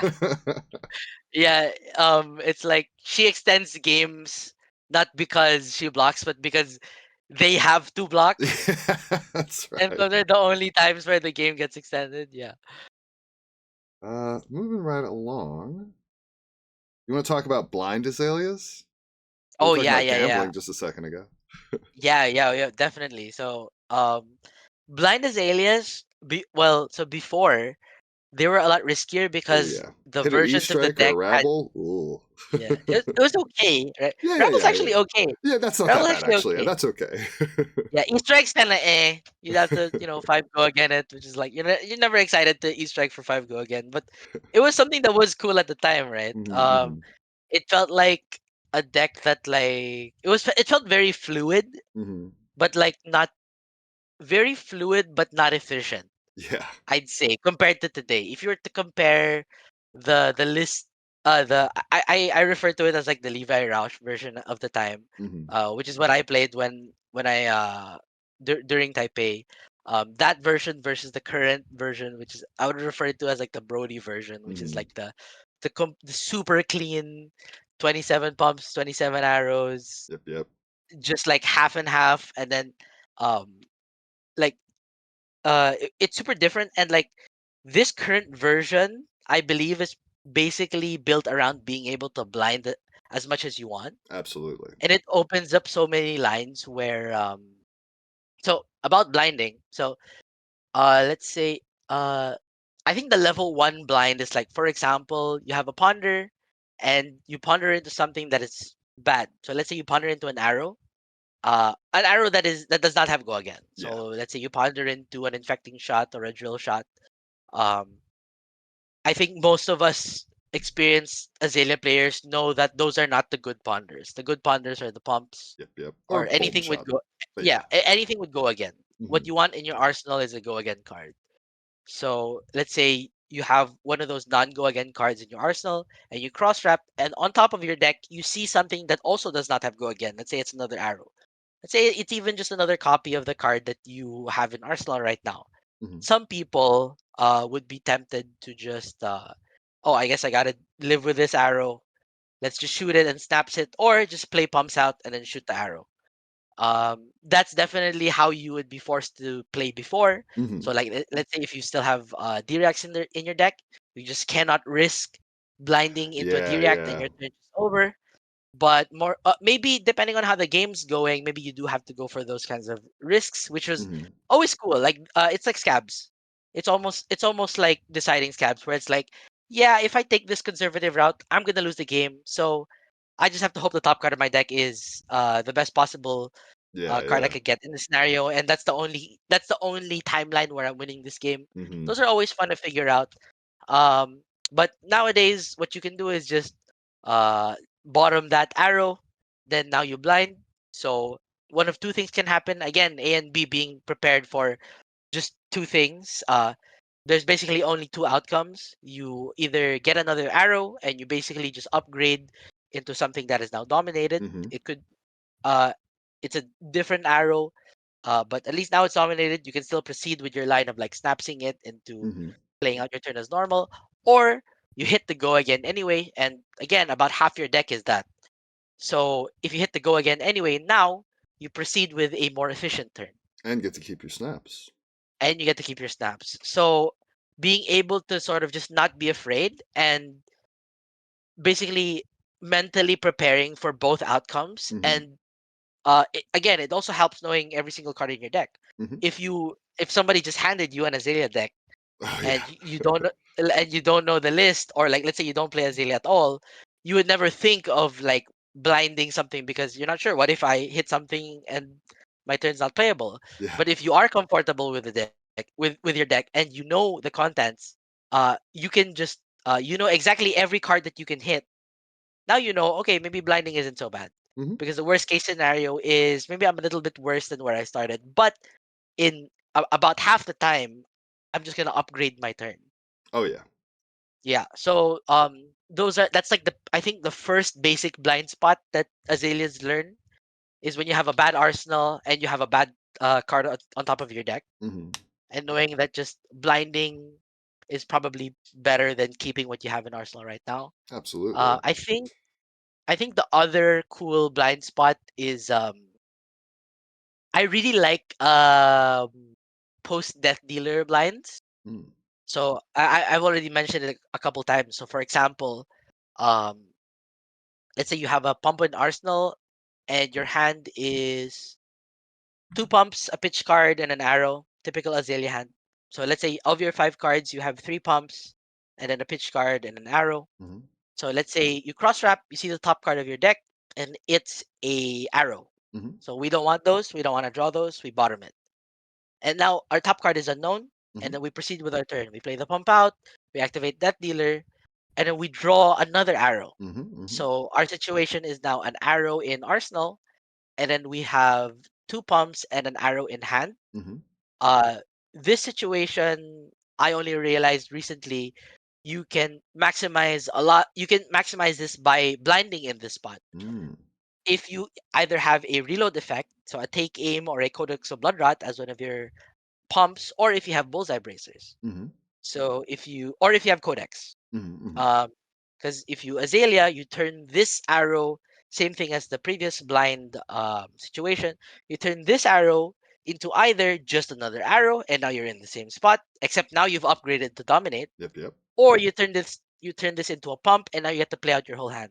You Mm-hmm. go pump, pump, pump, and then you reload the arrow, or you play a Codex, or you use your Bullseye to reload your arrow. Yep. Yep. Um, I think I think that line is definitely something. At least for me, it was the last like complex Azalea line that I learned that you could even do. So I Huh. think for a lot of people, maybe like opening up, maybe just watching out for those spots might be helpful. You Because for know, me, I am sure that I have missed spots like that before. I am 100% sure. well, it's funny you say that. Like, thanks to Take Aim just becoming such one of my favorite cards, like, I've Mhm. seen that line thanks to Take Aim, but I don't think I've ever actually gone looking for that line, so I've probably missed it too. Most of the time when I draw Mhm. an arrow off of that Death Dealer load, it's like, ah, crap. You're Well, like, oh, it's just Arsenal like it's target. the Arsenal. Yeah, Yeah, exactly. But no, there's yeah, there's more exactly. play there than I gave it credit. Huh? That's a Mhm. great thing to bring up because I've done that, but I've never actually thought about it or looked for it. Yeah, That's great. That's pretty yeah, cool. yeah. Very very cool. There's Any something other else I was notable gonna. blind spot? Oh, I was gonna mention I did a stream recently where I was saying Blind Azalea is the best Azalea, and now a friend of mine has made me an altar where it's just Azalea wearing a blindfold, which I just love. But you're so right about the Brody version. You know, thinking back to when we were running D reacts, like if you were in a matchup where you were running your D reacts, be it a Bravo or whatever it may be, Mhm. it it was sometimes just far too risky to go for that blind Azalea because it would just lose you the game on the spot depending on the Yeah. situation. Whereas now, You would man, just have to suck it up and just play your you play bad your turn bad arrow, cycle. yeah, or whatever it might be. But now it's like blind Azaleaing feels awesome. I do it all the Mhm. time, and it very rarely lets me down. Although it's like you were saying, the deck is now designed for it, and also if you know the situation that you're in and the possibilities of what you can hit, you can pretty much put yourself into a position where it's like not really blind. Like, yeah, you don't know what you're going to get, Yeah, but you're in a position where you can play anything, and I just love that. It's exactly. so cool. hmm hmm Um, again, kind of like scabs also, where like it feels like scabs, but there's never a one. Yeah, So I guess except for knock, but even knock you can make yeah, work. But yeah, yeah, it's like not a one. It's like a 1.5 yeah, kind of yeah. thing, right? Yeah, yeah. So And then it's like you can weigh the value of what is currently in your arsenal to what you could reasonably expect in the rest of your deck. yeah, yeah. So if you really wanted to get to a very specific point value, you could do like the EV of the ratio of your pumps. So similar to the Tunic Death Dealer actually, where if you know that a pump is 3 and you know half the time you're gonna draw a pump, you could put the value of you could use that value when you're blinding, Oh yeah. but there's a lot more consequences like being able to death dealer and stuff like that. Hmm, And hmm. right now you can just approximate the value of blinding to very good to good plus Yeah, good to good plus. plus. So if your arsenal is not good, the blind is good plus. Yeah, So we're gonna go exactly. with that. Yeah, yeah. And then, real quick, do you want to touch on like some of the maybe stuff, like New hmm Horizon, Scour, Great Bow, or maybe New Horizon with Death Dealer? hmm I personally haven't dabbled too much. I did dabble with these aim cards recently. I'm not actually in love with them, but I think there's a lot more innovation that needs to happen. I'm not the one who's going to solve it. I don't think. I'm actually Okay, not a very big fan of JJE at all. But what are your opinions? I'm glad I heard it from you that the aim counters that you have not been liking the aim counters, because I've been getting kind of scared because I think the last couple times I've heard people talk about aim counter builds, they've been like, yeah, it's kind of good, and I'm like, what? Like I feel like my brain. So I haven't tried these recent aim counter builds. I feel like Mhm, my brain is just so current Azalea brained, where it's like mhm. anything with an aim counter, my brain, I just don't see. Like my Yeah. eyes perceive it, but my brain doesn't process it. Like nah, let's just away with it. Yeah, like So because the text on Stone Rain is awesome, but I'm not that excited about this card currently. y- Anyways, yeah, I actually didn't even know until recently that it gained dominate. yeah, That's how much yeah. I've ignored the aim counter card. So it's I but yeah, I've heard some good things Hmm. about like the encounter build, so maybe I'll try it if I feel like it. Maybe yeah, for fun. Yeah. I definitely have not tried at all recently. I don't even know where I would go. For context, I've played New Horizon SSGB for the total of one armory, and Okay. it was super interesting actually. It's Okay. a very very different experience. Hmm.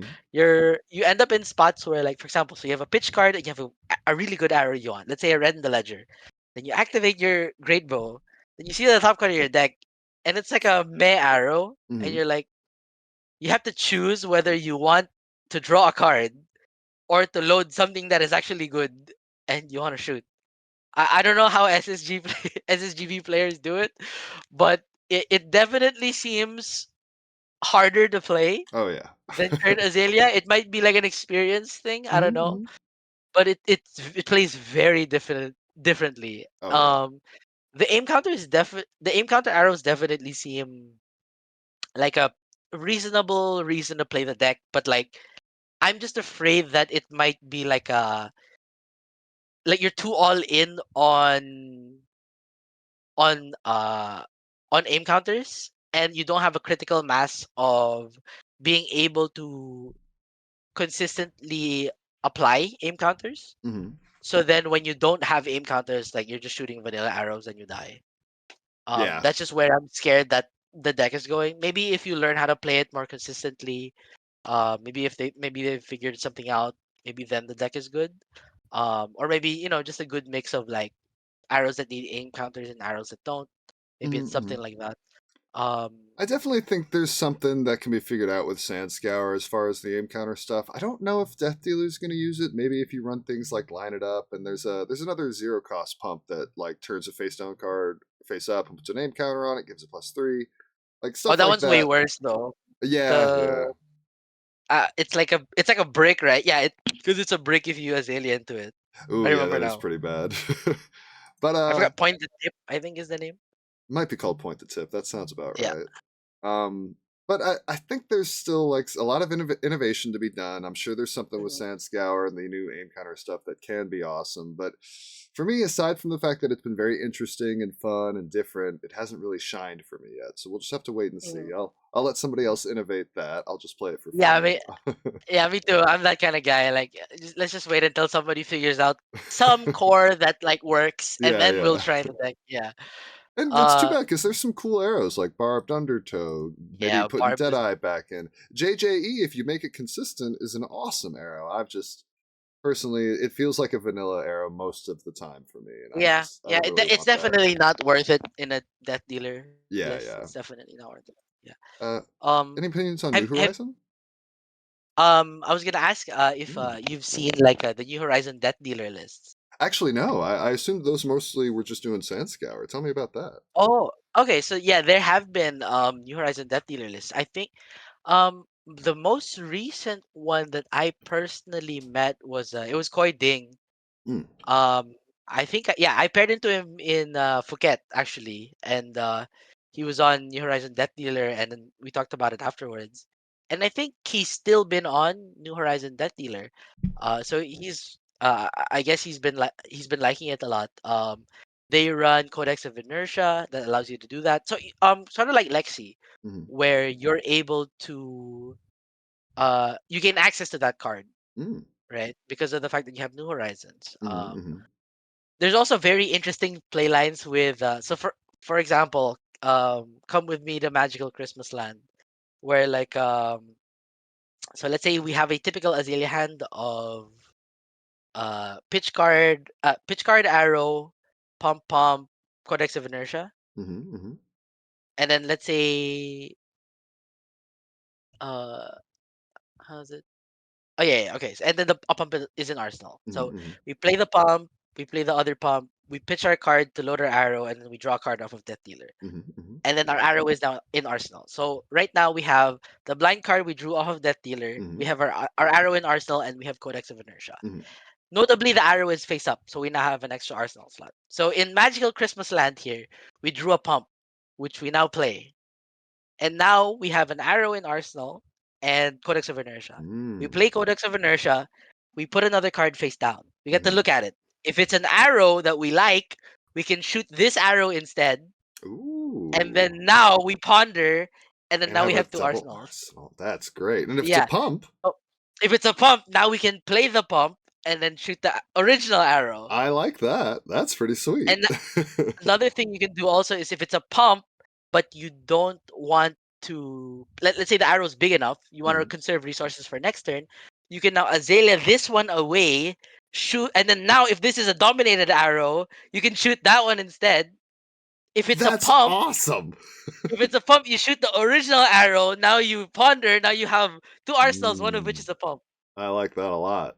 I think that line was like what made me go whoa whoa. That's so cool. I want to try that out. But That's super it cool. yeah, it definitely feels like it's like it's like playing it's similar to cross wrap Death Dealer, Mhm, except instead of manipulating your draws or the mhm, top of your deck so that it is typically the favorable outcome, it instead plays to we hope it is the favorable outcome because if it is, our turn is bonkers and we get access to more power cards. Heck So yeah. namely like Heat Seeker and Codex of Inertia. Yeah, yeah, yeah. So basically, if you think about it, I feel like the NHDD version is sort of like uh it's sort of like the thesis statement is like Crosswrap doesn't do anything if you never bottom with it. So it sort of feels like that. So right. So Yeah, if yeah. if you have a cross wrap and you always have just the best card on top, the cross wrap doesn't do anything. That's a good point. Yeah, so it's sort of like I think the New Horizon sort of goes like that, where we're just gonna keep blinding, we're gonna navigate our way out of the awkward blinds, but if Yeah, it's the yeah. good blinds, we are in business. I'm gonna try that. That sounds like fun. I like Yeah. being able to look, but you're right. Sometimes and again, this is just you're in Christmas land, so it happened to work out this way. But sometimes it's already the best card on every time. On top, every time I Hmm. look, it's like, man, I don't even need this cross wrap. Yeah, and especially now also with the Codex of Bloodrot, so that's another Mm, card that puts something into Arsenal, and now you can New Horizons, you can Azalea it away. yeah, yeah, yeah. That's So pretty let's good. say you death dealer into a card that you don't like. Let's re-roll this card. Let's put it in Arsenal. Then let's Azalea it away. And then now we have two face-up cards, one of which can be our Arsenal along with the Ponder, Yeah, and then yeah. the other one we're gonna shoot. That's pretty sweet. I like that. Yeah, That's a cool thing to theorize because yeah. that's something that could potentially just be I think awesome. it's definitely. I think the build is definitely more viable than it is popular. Okay, cool. I think it is more viable for compared to how popular it currently is. All right, cool. Super quick. I guess we can touch on the maybe of Sink Mhm. Below. I think it just depends on how you've built the deck. Yeah. Nowadays, it just feels like too much of a liability because you are Mhm. blinding so much and you need your blinds to be good. But back in the day when we were running other cards like E-Strike and all that jazz, I think it was actually pretty darn worth it. It's Yeah. funny. Mhm. I'd always imagined like losing E-Strike was fine back when I lost E-Strike. Like that, I didn't miss that one too much. But Ravenous Rabble, I always thought would like never go. Like it's a 0 for 4 that basically opts. Well, not exactly opts, but Yeah. it gives you a Yeah. peek. Basically. Like, and that's just Mhm. so sweet. But it's funny now that it's gone. I think it was mostly also due to Dromai being around. Like, you really needed it for Dromai to kill a mirror guy and stuff like that, Yeah. or Chromai. Yeah. But nowadays, I don't miss it that much, and it's just so funny. It felt like it was just like a straight up part of her identity back in the day. I think the removal of Rabble really goes to show that while Azalea is a linear value scaling deck, so what I mean by this is that compared to a two card hand versus a four card Azalea hand is basically just two cards, which is Hmm. like two pumps, right? Whereas in other decks, the difference of a two card hand and a five card hand is typically more than each individual card. Like Yeah, yeah. their turn is more than the sum of its parts. Hmm. Whereas with Azalea, it is a bit more so just the sum, but at least on the face value, where it's like every extra card is three, Hmm. but I think the removal of Rabble has sort of highlighted that that's not exactly the case, because when you Hmm. send something that is gigantic, Yeah, you it's a lot more so than just three damage. exactly. It makes the on hits way more likely to hit, and it's sort of they're very symbiotic. All of the pumps have on hits that they put onto an arrow, and each pump makes all the other on hits more likely to hit. If every turn could be pre-med, seek and destroy, lace with blood rot, like oh my gosh, all of Yeah, those are yeah, more than three. yeah, yeah, exactly. Yeah, and like when it's such a high number, it's like they just don't have the cards. Hmm. It's sort of like Lexi, where like getting shot for like 555 or like 545, you just don't have the cards to be able to block that much. Hmm. Similar with Azalea, when something's coming in for 14 repeatedly, you Yeah, just don't have the cards. You just don't. You're just not playing the game, right? You exactly. can't play the game, so you have to eat all the value, or you just don't. You don't have the cards to block it, Hmm. right? Because of the fact that it's that size. Yeah. Eventually, 13 repeatedly will get through anybody's defenses. Yeah. Real quick, let's kind of do just a dash over like matchup strategies. So Mhm. against Zen, and I'll kind of just say what my opinion, and you kind of Yeah. balance back and let me know if you think anything's off. But against Zen, it's really just about like firing disruptive arrows that he has to respect repeatedly. If you have the option to look up a knock and replace the drill shot you were gonna fire with a red, with a remorseless, whatever it may be. Mhm. Usually it's going to be red, but you know, you need to make sure you're firing something disruptive every single turn because if you don't, he's just going to eat it and come back at you with the house. So it's one of the it's the reason we said that the match is okay plus because you can. stop him dead in his Okay, tracks. minus. And I think it's okay, minus. okay, minus. That's right. Exactly why you're right though. Because if you do the red and ledger thing every single turn, and then you recycle them out with Codex of Frailties to keep firing them, like you can have a pretty one-sided match where you kick his butt. But I've had games where it's been like red, remorseless, red, and then drill shot for 13. And then after So that one drill shot, turn. one turn, after me just swinging haymakers, he then swung back for 40.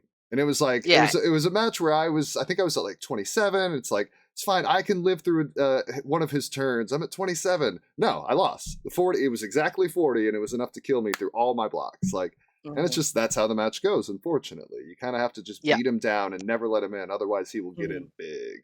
Unless you get Yeah. lucky and he drew like a crappy hand, but Hmm. easier said than done. Yeah, pretty Yeah. much agree with that point of view. Yeah, I agree. I guess notable things about the matchup.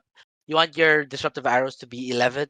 8 is not enough because That's that is true a because of the card armor. and the armor. Mm-hmm. 11 means that a card and the armor is not enough. I guess another notable thing, battering bolt's probably good, pretty good in that matchup. Not Yep, yep. only does it disrupt, not only does it mean that they can't block armor and let it hit. It also means that if you are in the middle stage of the game and they have Art of War in hand, they have to Mm-hmm. block for it, and if they can't block for it, that Art of War is going away.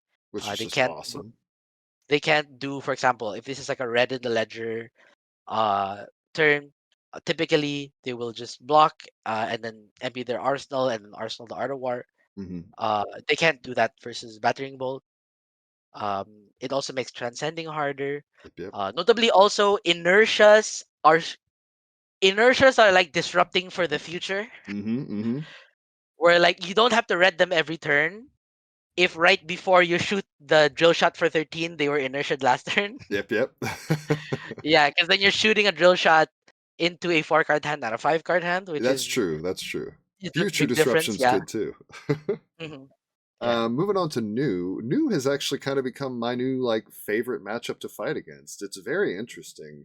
It's Yeah. if we want to talk just like about an Azalea rule of thumb real quick, I found, unless you've got Tunic on 1 or on 3 rather, or you're about to put it on 3, generally speaking, I always want to have a card in Arsenal just to help me with like an all non attack hand, especially if you don't draw a take game, or just sometimes it's better to save a pump for later as opposed to use it on the prior turn and like go without an arsenal onto the next turn, just because gives you more options, maybe lets you make something even bigger on the next turn. But against new and assassins, kind of in general, I'm very willing to just stay off of an arsenal. It's like, let me Yeah. go ahead Yeah. and dump all the value into the turn right now because I don't Yeah. want you to have something to disrupt. Yep. I'm on the same page. I like doing that in the assassin. For similar reason that I do that in the brutes. They just have too many arsenal disruption effects. It's not Mm-hmm. worth the cross wrap value. For giving them a target to attack, giving them on hits basically. Yeah. That's the other thing I too. Even if only to avoid, like I said, the all non-attack hand or having better options in the next turn. Cross trap value is a real thing, or cross wrap value, I should say, Yeah. is a very real thing. Oh, just real quick. I want to talk about that's another thing I want to talk about. Cross wrap Mm. value. Uh,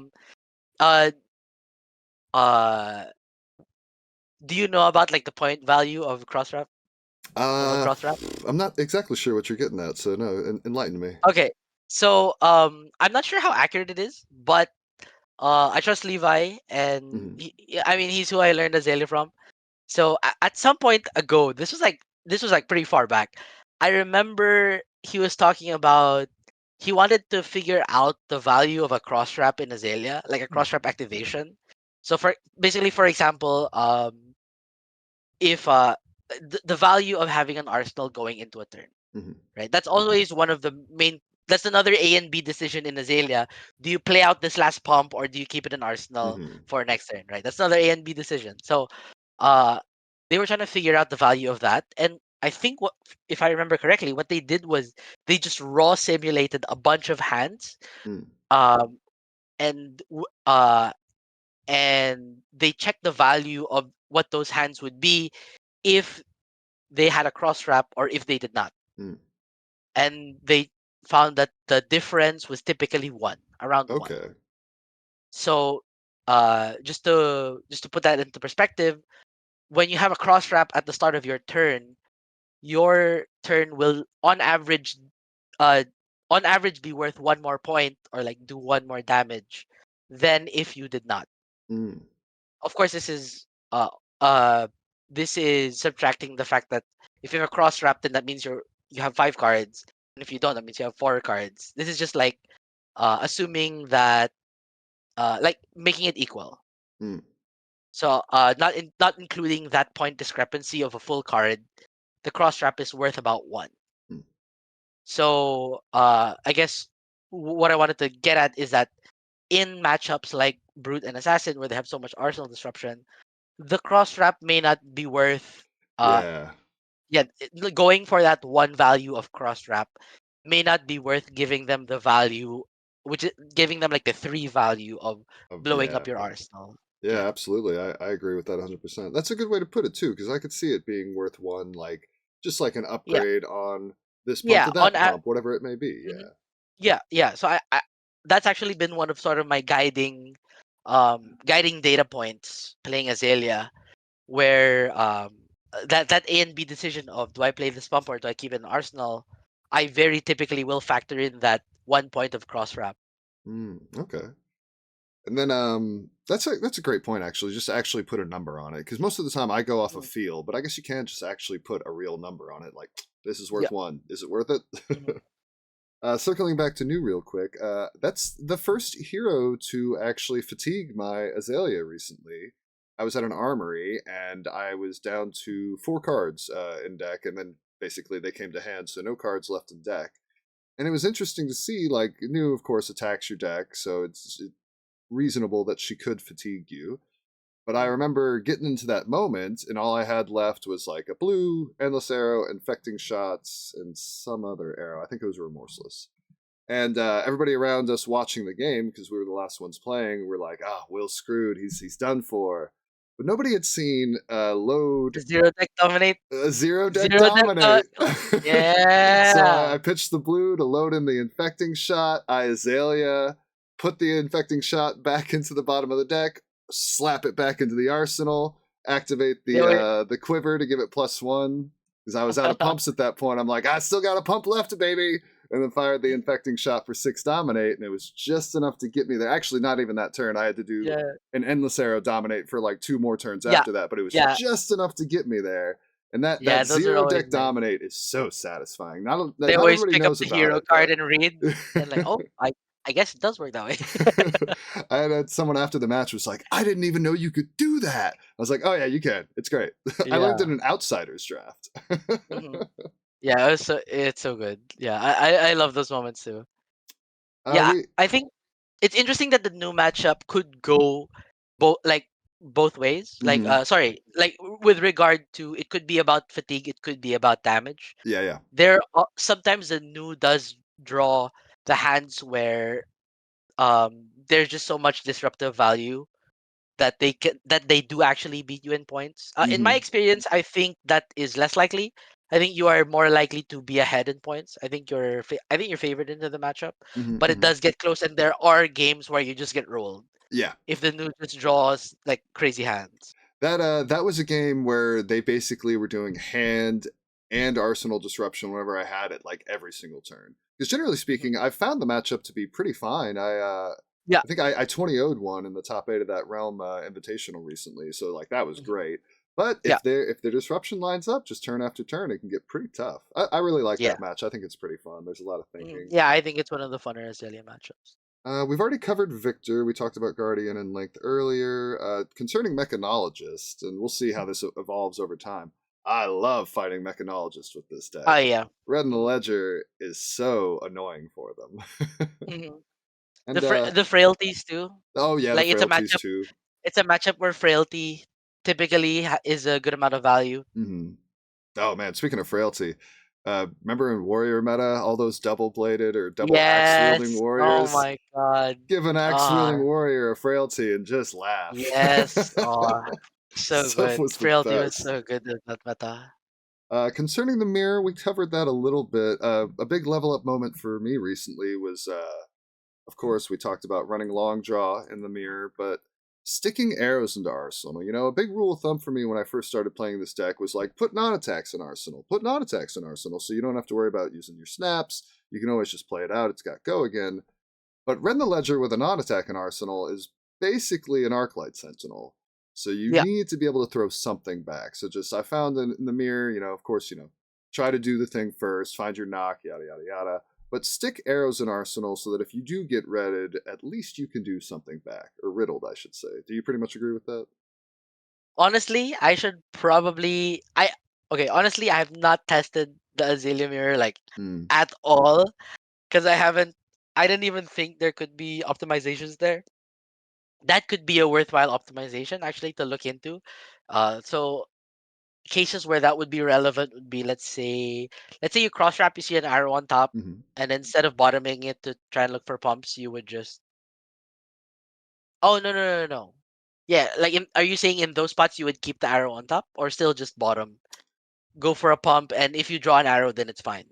Uh, sorry, say again. I was mostly just referring to put red in arsenal, like when you, or really not even red, any arrow in arsenal, so that Any arrow. if you get riddled, you get to do something back, basically.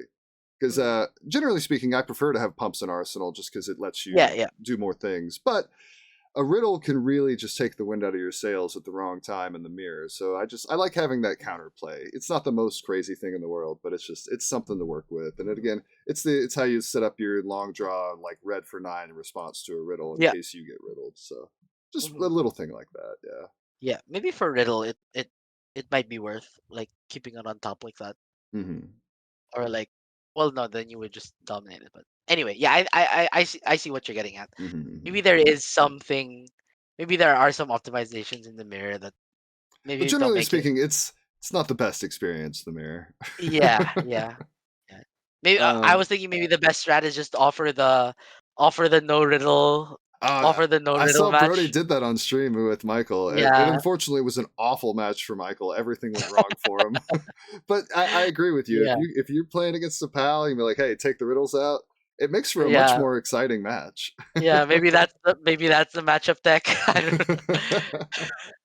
I think we talked about Enigma. Enigma I found is like just beat into them. Like I the think blood so. rots are Yeah. huge, of course, but like just Mhm. beat into them, and then eventually they're gonna have a turn where they take the damage, give you traverse, and like play a mirror guy, and that's when you need to have like your knock for your Murkmire, or maybe just some like a Murkmire the size of the sun. It doesn't even have to be dominated, but it's just like a beat them bad, and when they finally set up, hopefully your Murkmire is great, or you have a big Yeah. enough just not Murkmire so you can still clear the board, whatever it may be. Yeah.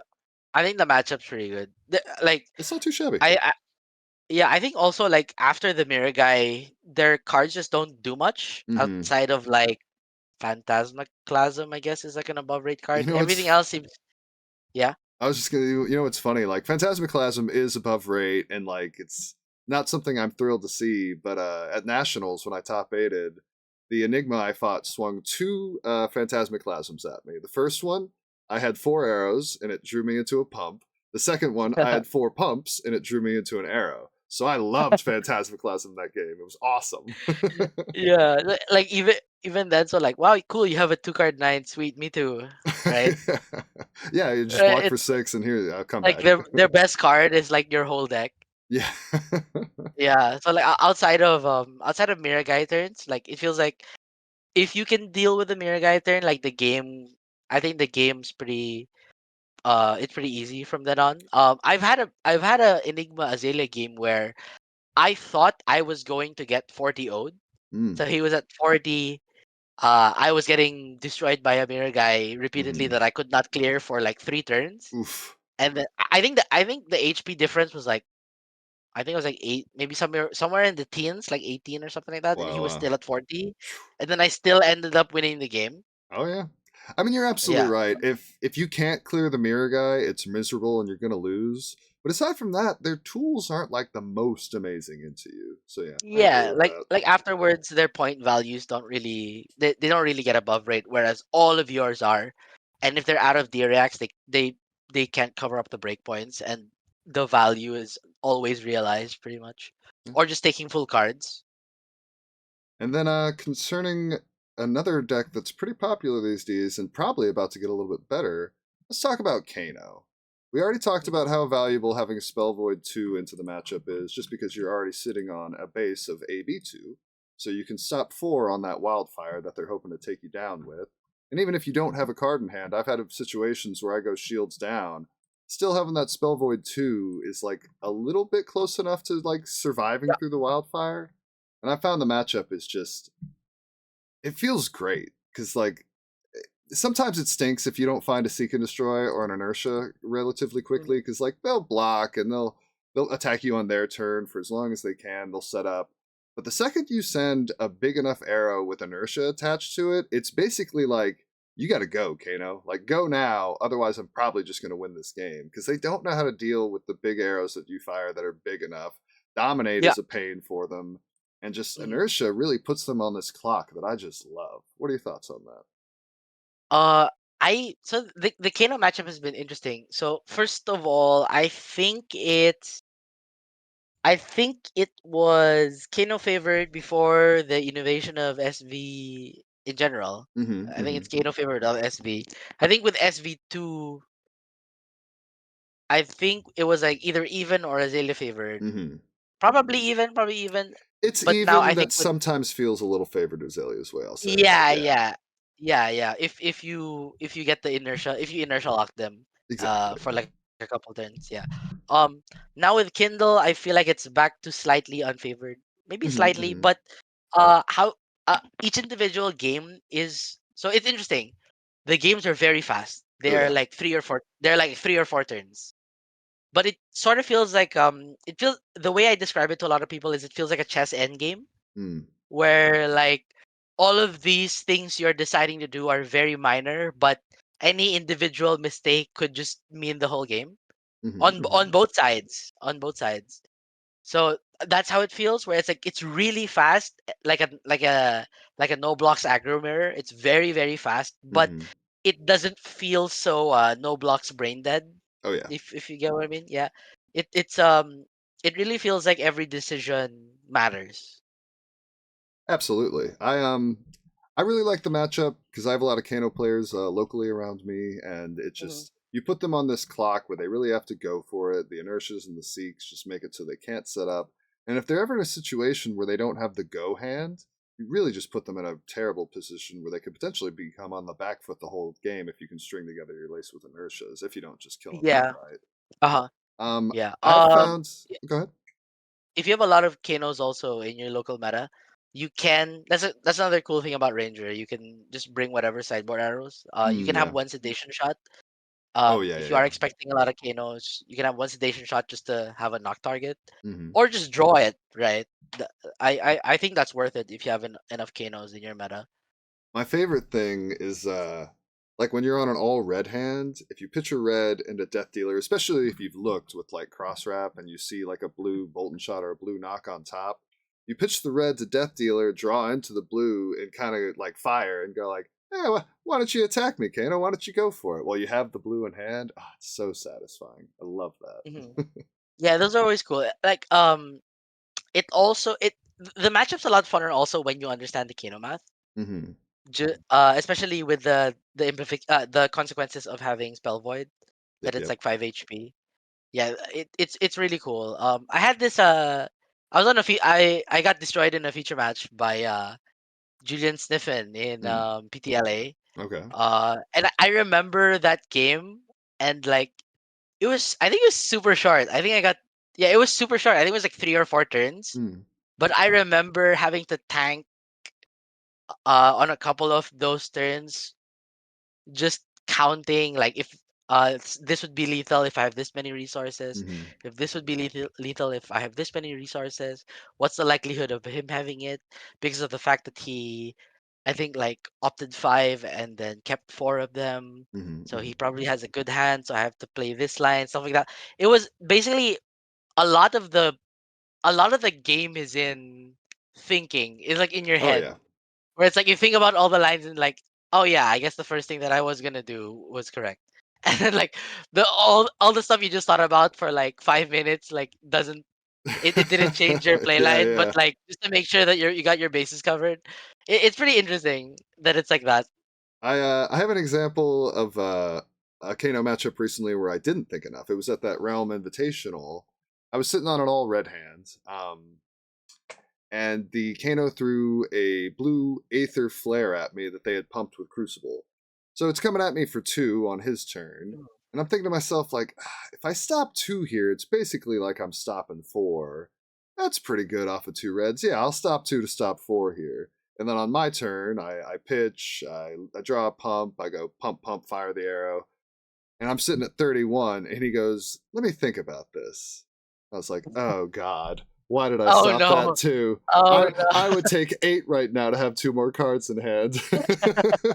Unfortunately, it wasn't go time yet. He had one too many reds in hand, but it was like Mhm. it was a position where I think if he had the go hand, he probably would have killed me. I Yeah, don't you're think. just dead. Yeah, Yeah. I don't think Spell Void 2 would have been good enough. So it's like that's a moment where it's like you got to think a little bit more and plan for like, yeah, I'm taking 4 here, which stinks, but me keeping these cards back is going to potentially stop him from going for it later, or at the very least, I'll have something to protect myself with. And that Mhm. was just a The cool moment to realize live. or like the value of representing that you have resources. Exactly. Not Just even not even you don't even have to actually have the yellow or the blue. Just the fact mhm, that it could be exactly. right. And I love that. That's a little mind game type thing, a little cat and mouse. It's like you held back that red, not because you're hoping to pitch it. You're hoping that they just think it's a blue and they block. And that's Mhm. something I really like about that matchup. It's a very very fun game. But yeah, you're right. It's probably 50-50. The introduction of Kindle gives them a little bit more breathing room. Like, yeah, Yeah. it's a fun one. I rather like that. And then moving on to our last topic. You know, this is a deck that I like. This is a deck that you like a lot. How would you tell other players to approach beating it, though? If you were going to give someone advice on how to beat Azalea, what would you tell them? Mm, So I'd say let's see. So let's look at the worst matchup for Azalea right now, which is probably Victor. I Hmm. think Victor's probably Azalea's worst matchup. Because of the fact that uh typically Azaleas have struggled with Guardians.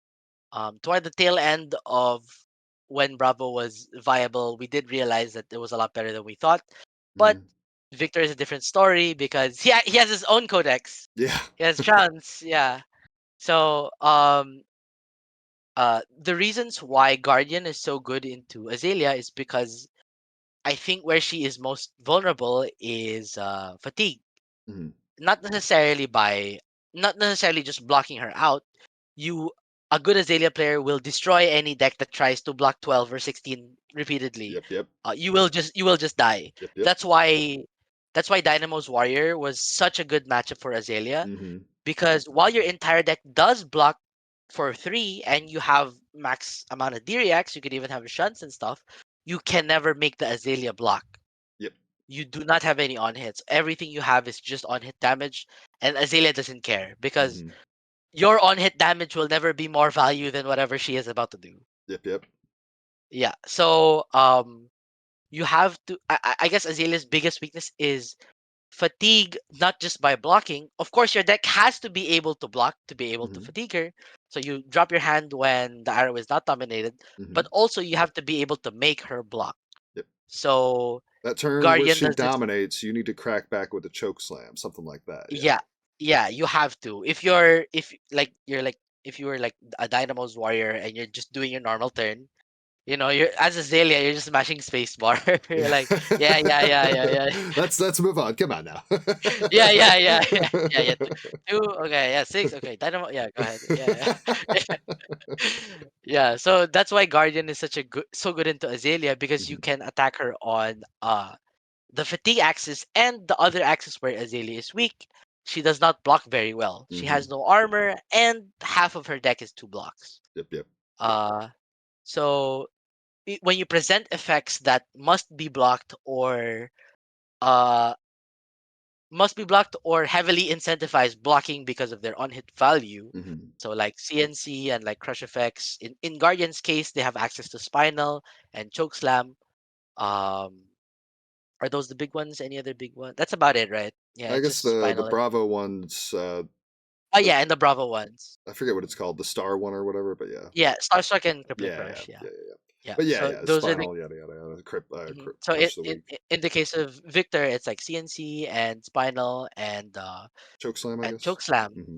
So because of the amount of two blocks in your deck, you can't always do the typical response to Spinal, which is put 2 3 blocks in front of it and carry on with your turn. Because Mm-hmm. a lot of the time in Azalea, if you have 2 3 blocks in hand, there's a chance those are your only 2 arrows. Yep. So when you block the Spinal, now you do have go again, but you're holding 2 pumps and your arsenal's a pump, and then Yeah. you're in a weird spot.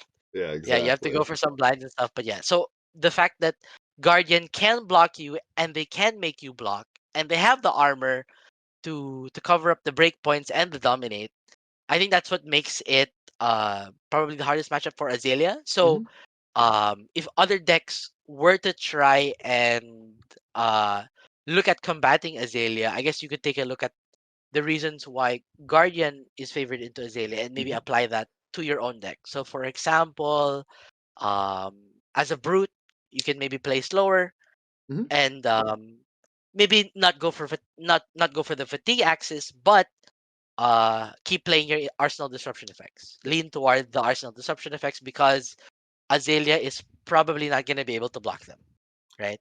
I think a big rule of thumb for the non-Guardian style heroes, like not even necessarily just brute, but like just your run-of-the-mill heroes, it's like recognize when you should be blocking, recognize when you shouldn't, and like just pack some form of disruption.